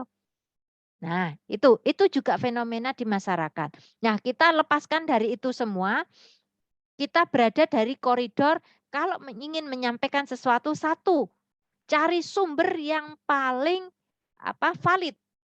Kalau misalnya terkait COVID, ya dari Dinas Kesehatan, dari beliau-beliau misalnya kalau kebetulan saya di One Health UGM, ya, kolaborasi dari beberapa fakultas untuk menangani masalah kesehatan, ya paling memungkinkan yang menyampaikan mereka ahli-ahli virologi. Ya kan? Ahli virus. Yang bicara dai atau ustadz dibanding ahli virus kan lain. Orang mengatakan yang ilmunya hanya baca di WA kan enggak ada virus. Ya virus ora ketok ya kalau dalam bahasa Jawa saya tuh kadang gojekannya gitu. Ayo jenengan ampuh nona virus. Ya bapak-bapak misalnya panjenengan Anda keren loh kalau bisa lihat virus. Ya virus enggak terlihat, kayak kita stres, kayak kita jatuh cinta kan enggak kelihatan cinta itu apa, stres itu apa. Yang bisa dilihat dampaknya. Ya kan? Sekarang Anda enggak percaya karena Anda belum bisa melihat langsung. Kadang-kadang masyarakat kita seperti itu tipikalnya. Teman-teman ini boleh dicatat. Ya, di ilmu komunikasi sebagian besar masyarakat kita tuh masuknya dalam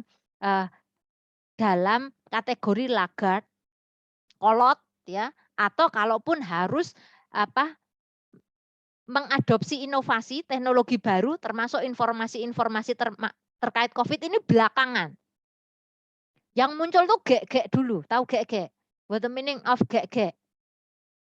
Jangan-jangan adanya tuh syak prasangka. Nah, syak prasangka itu muncul dari informasi-informasi yang tidak betul. Makanya satu, berikan informasi yang benar dari sumber terpercaya. Ya. Kedua, carilah bukti yang menguatkan. Oke, bukti atau testimoni yang menguatkan. Oke, paling mudah Anda. Silakan kalau Anda nggak percaya dengan COVID, Anda bisa tanya langsung dengan mereka-mereka penyintas COVID yang sudah merasakan sakitnya COVID, menderita COVID atau sakitnya ditinggal orang-orang terdekat karena COVID, silahkan tanya sendiri. Karena kadang-kadang itu orang Jawa ya peribahasanya, nek urung gejedok watu ireng itu. Kalau belum menemui hal yang sangat frontal itu enggak percaya. Jadi agak multidimensial ya Mbak Farihah ya. Nanti sambil jalan kita bisa untuk mencerna itu. Oke. Karena untuk persuasi tadi butuh waktu, nggak hanya sehari 2 hari, nggak hanya saat itu, memang proses. Begitu nggih, saya lanjut dulu. Aduh, tinggal 10 menit. Saya masuk sesi 3. Teman-teman silahkan pasang pandangan untuk baca cepat. Saya akan tampilkan dengan cepat di waktu yang tersedia kurang lebih 9 menit untuk sesi 3. Oke.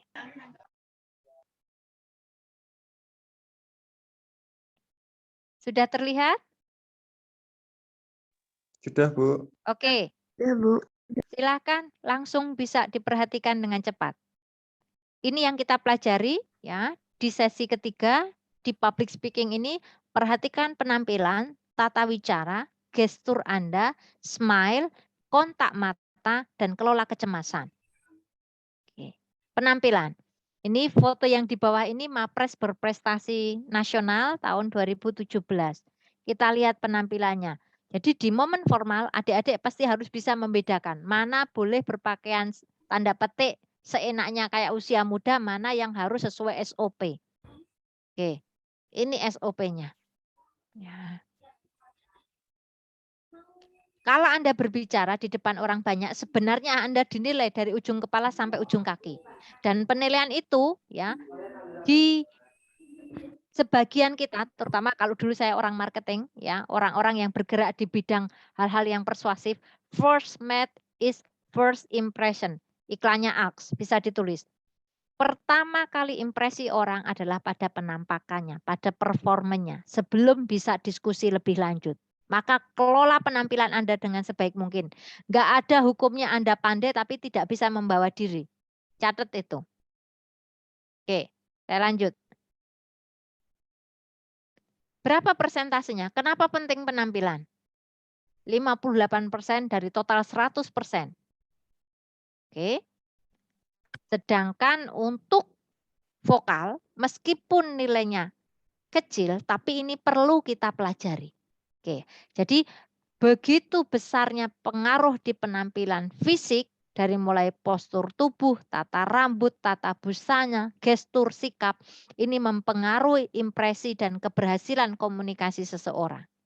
Oke, selanjutnya ada nanti kualitas artificial, ya non fisik, bisa dari suara, popularitas, tata wicara.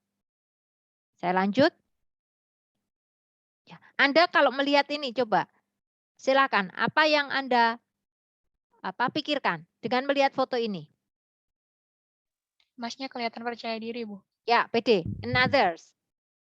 Yuk, selain pede? Memakai pakaian formal, Bu.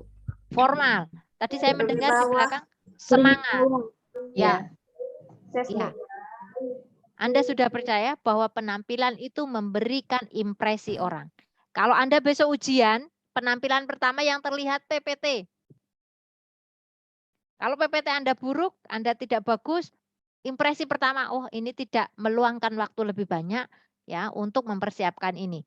Nah, seperti itu gambarannya. Nah, kita kembali ke penampilan dulu. Ya, busana merupakan bentuk komunikasi yang paling ampuh. Orang lihat ini, misalnya kira-kira Masnya saat ini berubah pakai kaos. Sama enggak kesannya? Enggak, Bu. Enggak, Bu. Beda. Ya. Orang yang sama dengan baju yang berbeda, kesan yang ditimbulkan pasti berbeda. Oke. Ya, yang kedua, busana yang kita gunakan intinya bagaimana memungkinkan untuk menutupi kekurangan fisik. Ya, menampilkan kepribadian kita dan menunjukkan kualitas kita. Oke. Bukan dari sisi mahalnya, tapi kualitas itu sesuaikan momennya, ya. Tuntutannya. Tuntutan momen saat itu. Ya, nggak harus mahal-mahal sekali. Kalau Anda bisa mahal, punya cukup uang, nggak harus hutang, nggak apa-apa. Ya, tapi kalau nggak mampu, jangan carilah yang paling pas, paling sesuai, gitu ya. Oke. Ada yang tahu ini siapa? Rosi, Bu. Yes. Ya, oke. Prinsip-prinsip berpakaian yang harus Anda pegang, satu, usahakan sederhana. Tidak berlebihan, tidak bling-bling gitu ya istilahnya. Tidak berlebihan. Ya, tapi ini memenuhi kaidah. Yang kedua, serasi. Baik dari pilihan warna, pilihan bahan, ya, dan cutting. Ya, kalau misalnya Anda nanti dalam momen formal, ujian atau mendaftar pekerjaan dan lain sebagainya, jangan gunakan bahan-bahan berbahan kaos, baik laki-laki dan perempuan. Kalau perempuan apalagi, baju berbahan kaos akan menunjukkan lekuk tubuh, itu kurang sopan. Ya, harus serasi. Warnanya juga jangan kemudian tubruk-tubruk gitu ya. Tahu tubruk-tubruk ya? Nabrak-nabrak gitu ya. SOP warna, misalnya di warna, itu kalau kita di momen formal, usahakan maksimal 2. Ya, paling banyak 3 warna dalam satu momen itu. Ya, paling aman juga kalau adik-adik berpakaian formal itu yang paling bawah, misalnya yang paling mudah batik seperti sekarang. Celananya yang paling formal, paling mudah adalah hitam. Misalnya seperti itu. Oke. Sopan tentunya ini sesuai kaidah etika yang berkembang di kita ya, harus kita penuhi. Lanjut. Nah, ditekankan di sini sesuaikan jenis acara. Ya, untuk acara resmi adik-adik ya, ada yang sekarang sudah punya jas, teman-teman? Yang cowok ini? Blazer yang cewek? Punya, Bu. Udah, Bu. Udah punya, Ibu. Iya, Bu. Udah, Bu. Alhamdulillah, minimal jas alma mater ya. Oke, ya. Jadi perlu adik-adik siapkan dari sekarang, mumpung belum lulus. Ya, adik-adik nanti di sesi ketiga mendapat bekal di penampilan. Itu yang harus adik-adik kenali, siapa Anda, postur tubuh Anda seperti apa, Anda nyaman dengan baju formal yang seperti apa, siapkan dari sekarang. Ya, karena itu adalah investasi untuk masa depan Anda. Oke.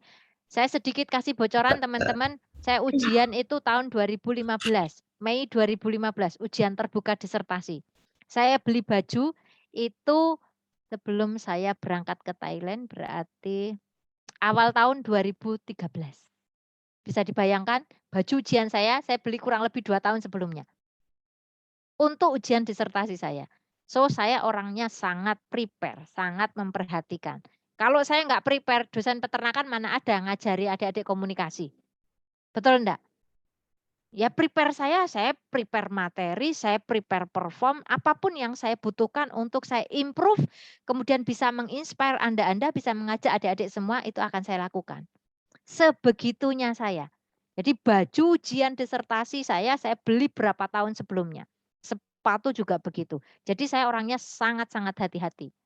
Oke, saya lanjut. Karena saya tahu ilmunya. Gitu ya. Makanya adik-adik belajar itu jangan untuk nilai, jangan hanya untuk berhenti di nilai dan ijazah.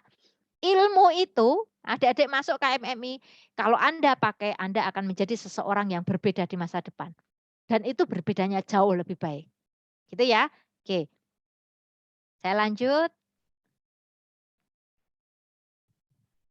Sudah habis ya waktunya Mbak, 1 menit ya. Oke, aksesoris hati-hati penggunaan ini.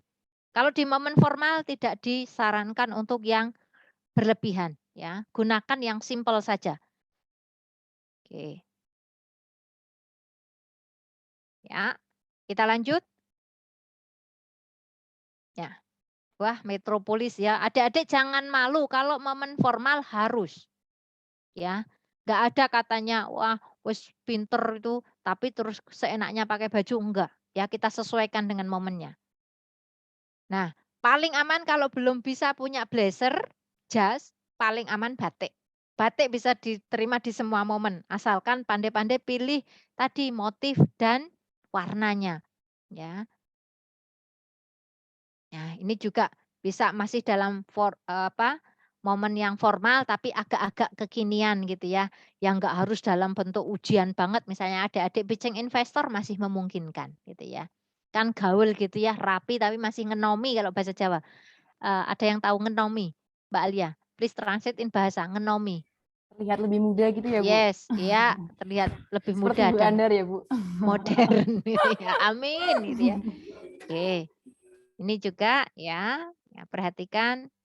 Nah, kalau untuk yang formal jin tidak disarankan. Ya, harus berbahan kain. Ya. Kalau jin ini kalau momennya misalnya adik-adik agak santai itu boleh. Kalau di momen yang resmi tidak disarankan. Oke. Ya. Oke, ini momen-momen yang casual ini bukan yang resmi sekali. Ya.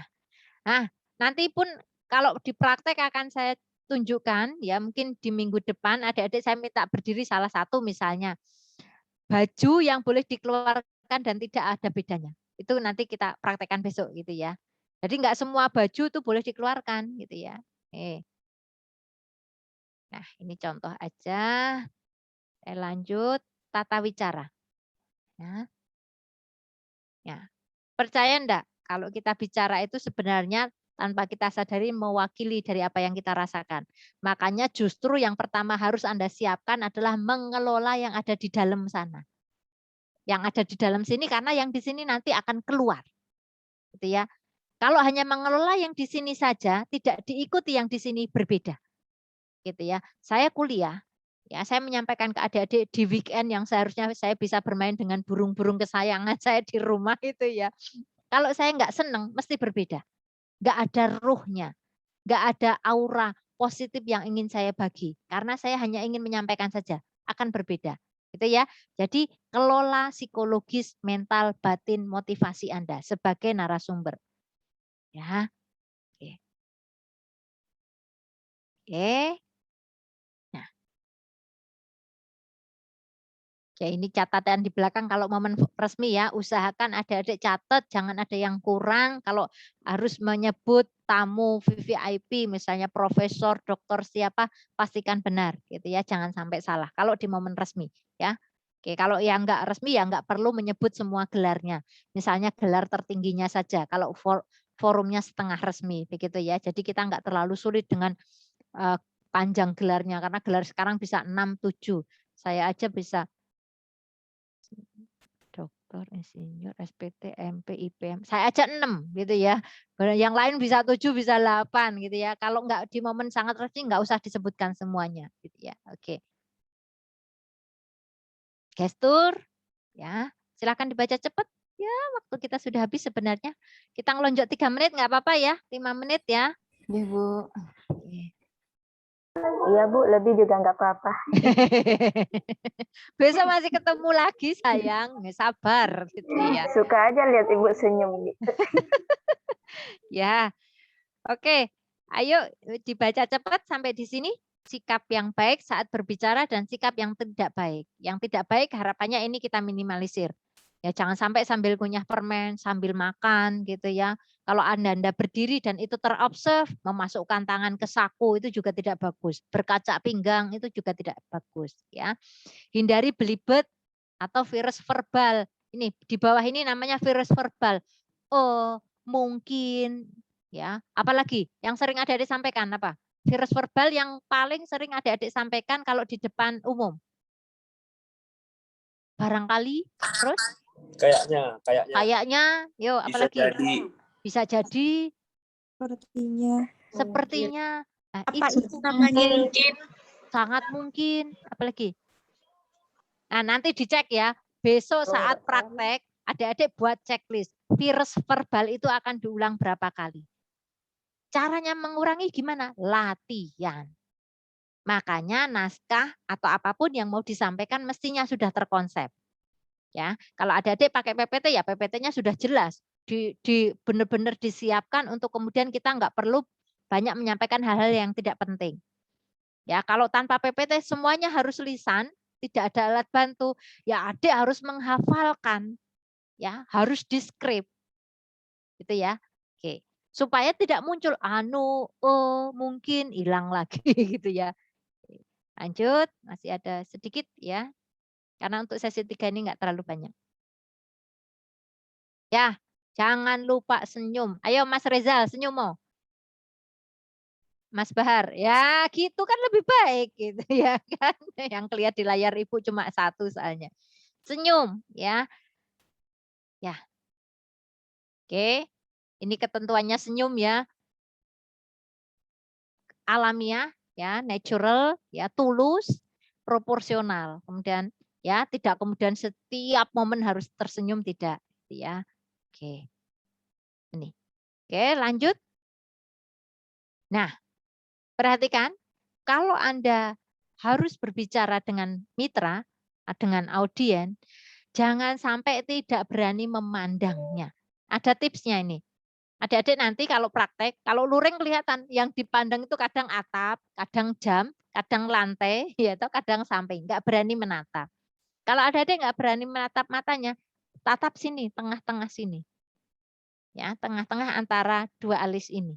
Kalau adik-adik tidak berani. Ini juga ada unsur hal yang lain. Kalau Anda bisa memandang di sini, ini Anda bisa mempengaruhinya. Ini teknik sederhana untuk adik-adik bisa persuasif ya. Pandangnya jangan pandang nantang gitu ya, mau dipandangi gitu enggak, tapi pandangnya ya biasa saja, yang warm, yang hangat, yang asik gitu. Ya, ini ketentuannya. Oh, mohon maaf kepotong sedikit yang di atas ya. Ya, ada aturan tuh. Jangan terlalu cepat, jangan terlalu lama. Ojo dipandeng terus ya, jangan, orang jadi salah tingkah. Nanti malah dianggap nantang gitu ya. Oke. Kemudian kalau audien banyak, usahakan merata. Jangan terfokus hanya 1-2 orang atau 1-2 sisi. Usahakan merata. Gitu ya, arah pandangan kita merata supaya semua audien itu merasa untuk mendapat perhatian. Gitu ya. Nanti besok bisa dilihat. Kalau ada adik praktek, ini teori masih bisa dibaca gampang. Pas praktek ketahuan nanti. Itu ya. Oke.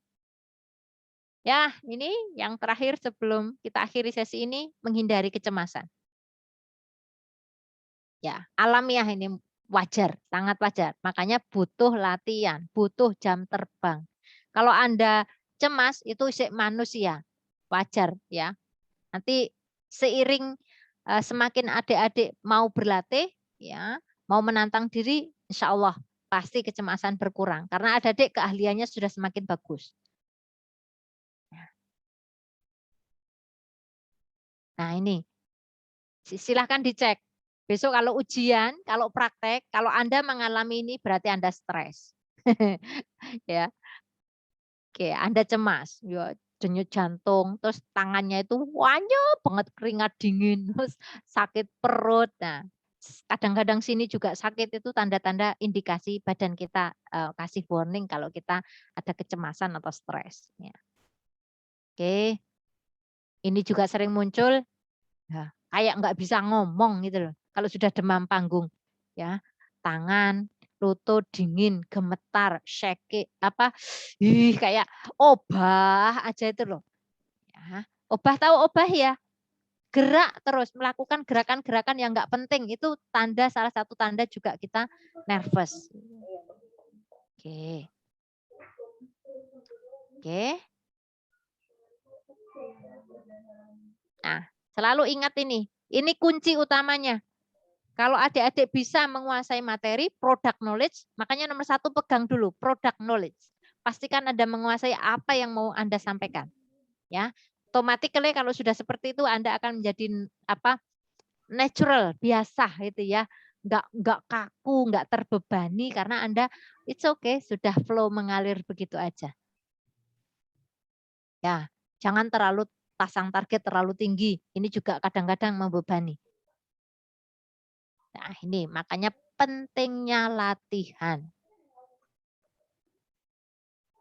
Ya, banyak bergaul, minta masukan. Ya, oke.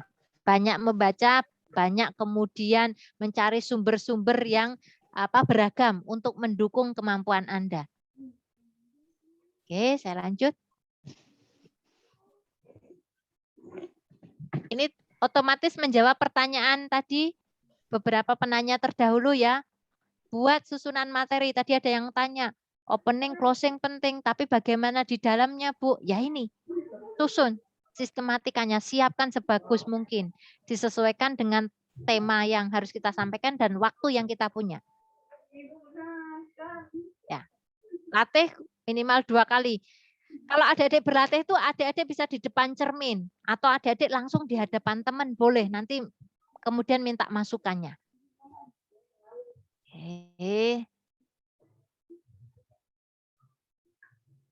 Oke. Saya rasa cukup untuk minggu kita ya, acara kita hari ini. terpaksa baru sampai sesi 3 ya. Yang sesi 4 kita lanjutkan besok hari Sabtu ya Mbak Alia ya. Oke Bu, benar. Oke, ini slide terakhir ya. Selalu positive thinking. Belum benar itu wajar karena masih latihan. Karena kita mau berlatih pasti nanti suatu saat akan semakin baik ya. Oke, saya rasa cukup dari Ibu. Monggo mungkin satu pertanyaan terakhir sebelum ditutup. Baik teman-teman, apakah dari teman-teman ada pertanyaan? Cukup satu aja nggih Bu Andar? Iya, satu aja, kita sudah 10 menit lewatnya. Ya Mbak Oke, dari Zirka. Iya, Zirka. Silakan. Mbak Tiara mungkin di mute dulu. Oh iya. Mbak Zirka lag ya. Zirka mungkin bisa off cam Freeze dulu. ya. Biar lebih jelas. Saya nggak mendengar suaranya. Iya Bu, saya juga Bu. Oke, sambil nunggu Mbak Zirka. Kalau ada satu lagi. Ibu, PPT-nya bisa di-share nggak Bu ya? Oh, PPT-nya bisa sekali. Nanti adik-adik download sendiri dari Elo. Oh iya, kasih Bu. Ya, oke. Ya, oke. Ada Sudah, Mas Ibu? Wahyu Oke, ya? dari Wahyu Mau terakhir tanya? ya. Ya, Ibu. Ya, silahkan. Saya mau bertanya tadi tentang penampilan fisik. Apakah berarti orang yang memiliki kekurangan fisik berarti tidak bisa menjadi public speaker? Terima Saya kasih. jawab tegas no. Bukan itu maksudnya. Penampilan fisik gunanya tadi penampilan salah satunya menutupi kekurangan fisik. Oke, digaris bawahi Mas Wahyu. Mas Wahyu, coba teman-teman, saya dipin. Coba teman-teman bisa ngepin saya biar muncul di layar besar. Mbak Alia bisa Udah bantu. Ibu, langsung saya pin Bu sejak Oh, awal. langsung saya pin. Perhatikan wajah saya. Ya, saya ini Asian, wajahnya wajah Asian ya. I didn't blame myself. Saya kasih contoh, saya bukan membuli diri sendiri, tapi ini wujud bersyukur. Perhatikan muka saya. Saya hidungnya pesek, tidak mancung, padahal saudara-saudara mancung ya. Tapi kan orang tetap nyaman toh ketemu dengan saya dan saya pede. Karena saya yakin oke, saya pesek, tapi saya punya keahlian yang lain. Saya punya nilai plus. Tuhan itu kan maha adil. Selama adik-adik bisa sampai step itu, nggak ada yang perlu dikhawatirkan. Satu, wajah saya sebenarnya kurang ideal, ya kan? Hidung kurang maju sedikit gitu ya, kulit kurang putih sedikit gitu. Nggak apa-apa, it's okay. Ini yang terbaik untuk saya. Ya, saya harus bersyukur dengan itu. Misalnya saya kalau berdiri, coba teman-teman kalau diperhatikan saya berdiri. Mohon maaf tadi laptop saya terkendala. Oke, nggak apa-apa. Nanti kita lanjut nanti Mbak Zirka. Kita lanjutkan dulu. Adik-adik bisa lihat kalau saya berdiri, tinggi saya nggak sampai 1,5. Oke, 1,5 meter maksudnya ya. Untuk mengatasinya, saya kapanpun kalau harus dalam momen formal, saya pasti pakai high heel, minimal wedges. Karena itu mendukung penampilan. Salah satu clue yang harus dipegang. Ya, penampilan nggak cuma baju, dari ujung kepala sampai ujung kaki untuk mendukung penampilan kita, meminimalisir kekurangan kita. Kalau dari sisi perform fisik saya kurang ideal, saya harus menutupinya. Saya pasti pakai baju tuh hati-hati. Baju bagi saya investasi, teman-teman. Jadi saya nggak segen untuk spend money for this. Ya. Seperti hari ini, saya sangat pede dengan baju saya. Saya perhatikan cuttingnya. Saya kan badannya nggak terlalu berisi. Sehingga cuttingnya gimana caranya saya terlihat agak gemuk. Ini kan strategi. Makanya pentingnya penampilan itu adalah strategi Anda supaya Anda satu, Anda nyaman pede dengan diri Anda. Intinya satu itu dipegang. Ya, Anda nyaman, Anda pede dengan diri Anda, dengan apapun yang ada di diri Anda. Kedua, Anda kemudian bisa melakukan yang lain. Tadi public speaking-nya sudah tidak terkendala dengan penampilan Anda. Oke? Kalau Anda nggak pede, nggak nyaman dengan penampilan, mesti sebentar-sebentar, kelambiku piye yo, ya toh? Wah, mesti nonton kelambi, nggak nyaman, ya kan? Oke, gitu Mas Wahyu. Jadi dengan apapun kekurangan Anda, nggak boleh berhenti dari di situ. Saya belum menemukan Anda kalau tertarik dengan YouTube, kali-kali buka YouTube-nya Tititilah. Itu bosnya itu nggak bisa bergerak, ya hanya di kursi roda. Tapi dia narator ulung, dia programmer ulung. Dia itu nggak bisa menggerakkan tangan, anggota badannya itu nggak bisa. Tapi dia bisa melakukan speech yang sangat bagus. Nah, itu kan berarti apa? Orang tidak terkendala dengan fisiknya. Oke? Tapi gimana fisik ini tetap kita bisa nyaman dan orang juga nyaman dengan kita. Begitu ya? Ya, oke. Terima kasih, Ibu. Monggo, diperbolehkan nggak Mbak Zirka atau Mbak Zirka ditabung untuk Sabtu depan? Saya manut teman-teman ini sudah 16 menit ya. Baik Ibu, karena juga udah 11.46 mungkin bisa ditabung untuk minggu depan ya Bu. Ya oke. Iya. Di sini saya juga belajar banget ya Bu, mulai dari bahkan ketika Ibu menyampaikan materi itu saya tidak membayangkan materinya saja, tapi juga saya membayangkan Ibu Anda sendiri gitu. Karena kita bisa lihat teman-teman ya, kalau Bu Anda itu sangat well prepared, sangat perfeksionis, bahkan tadi ketika mempersiapkan disertasinya pun juga udah membeli tadi pakaiannya 2 tahun sebelumnya seperti itu. Kemudian yang saya amati juga ya Bu, Ibu Anda ini tidak hanya menjadi narasumber di sini, tapi juga menjadi motivator bagi kita semua di sini. Tadi Bu Anda yang udah mempunyai gelar sebanyak itu, kemudian juga posisinya sekarang yang itu pun juga dilalui dari banyak tahun yang telah dilalui oleh Bu Andar. Bahkan untuk belajar public speaking pun juga Bu Andar sebelumnya telah menjadi sales dan marketer di Nutrisia, di produk Nutrisia, hingga akhirnya sekarang pun juga bisa menjadi kaprodi Magister Komunikasi begitu ya Bu. Dan teman-teman yang perlu diingat ya, karena semua itu butuh proses, tidak hanya menjadi public speaker, tapi menjadi dosen pun, menjadi writer, semua itu butuh proses. Dan di sini teman-teman adalah langkah awal teman-teman untuk belajar menjadi public speaker. So, saya harap teman-teman kedepannya tetap menjaga semangat karena semuanya butuh proses, masih ada 14 lagi pertemuan yang akan kita jalani. Dan dari saya terima kasih banyak kepada Bu Andar, terima kasih banyak kepada teman-teman yang telah menyiapkan waktu dan kesempatan untuk hadir di sesi kali ini. Baik, demikian dari saya, kurang lebihnya mohon maaf. Wassalamualaikum warahmatullahi wabarakatuh. Waalaikumsalam. Waalaikumsalam warahmatullahi wabarakatuh. Semangatnya ya teman-teman. Ketemu minggu depan. Terima kasih Bu, Terima kasih semuanya. Terima kasih Ibu, terima kasih Kakak.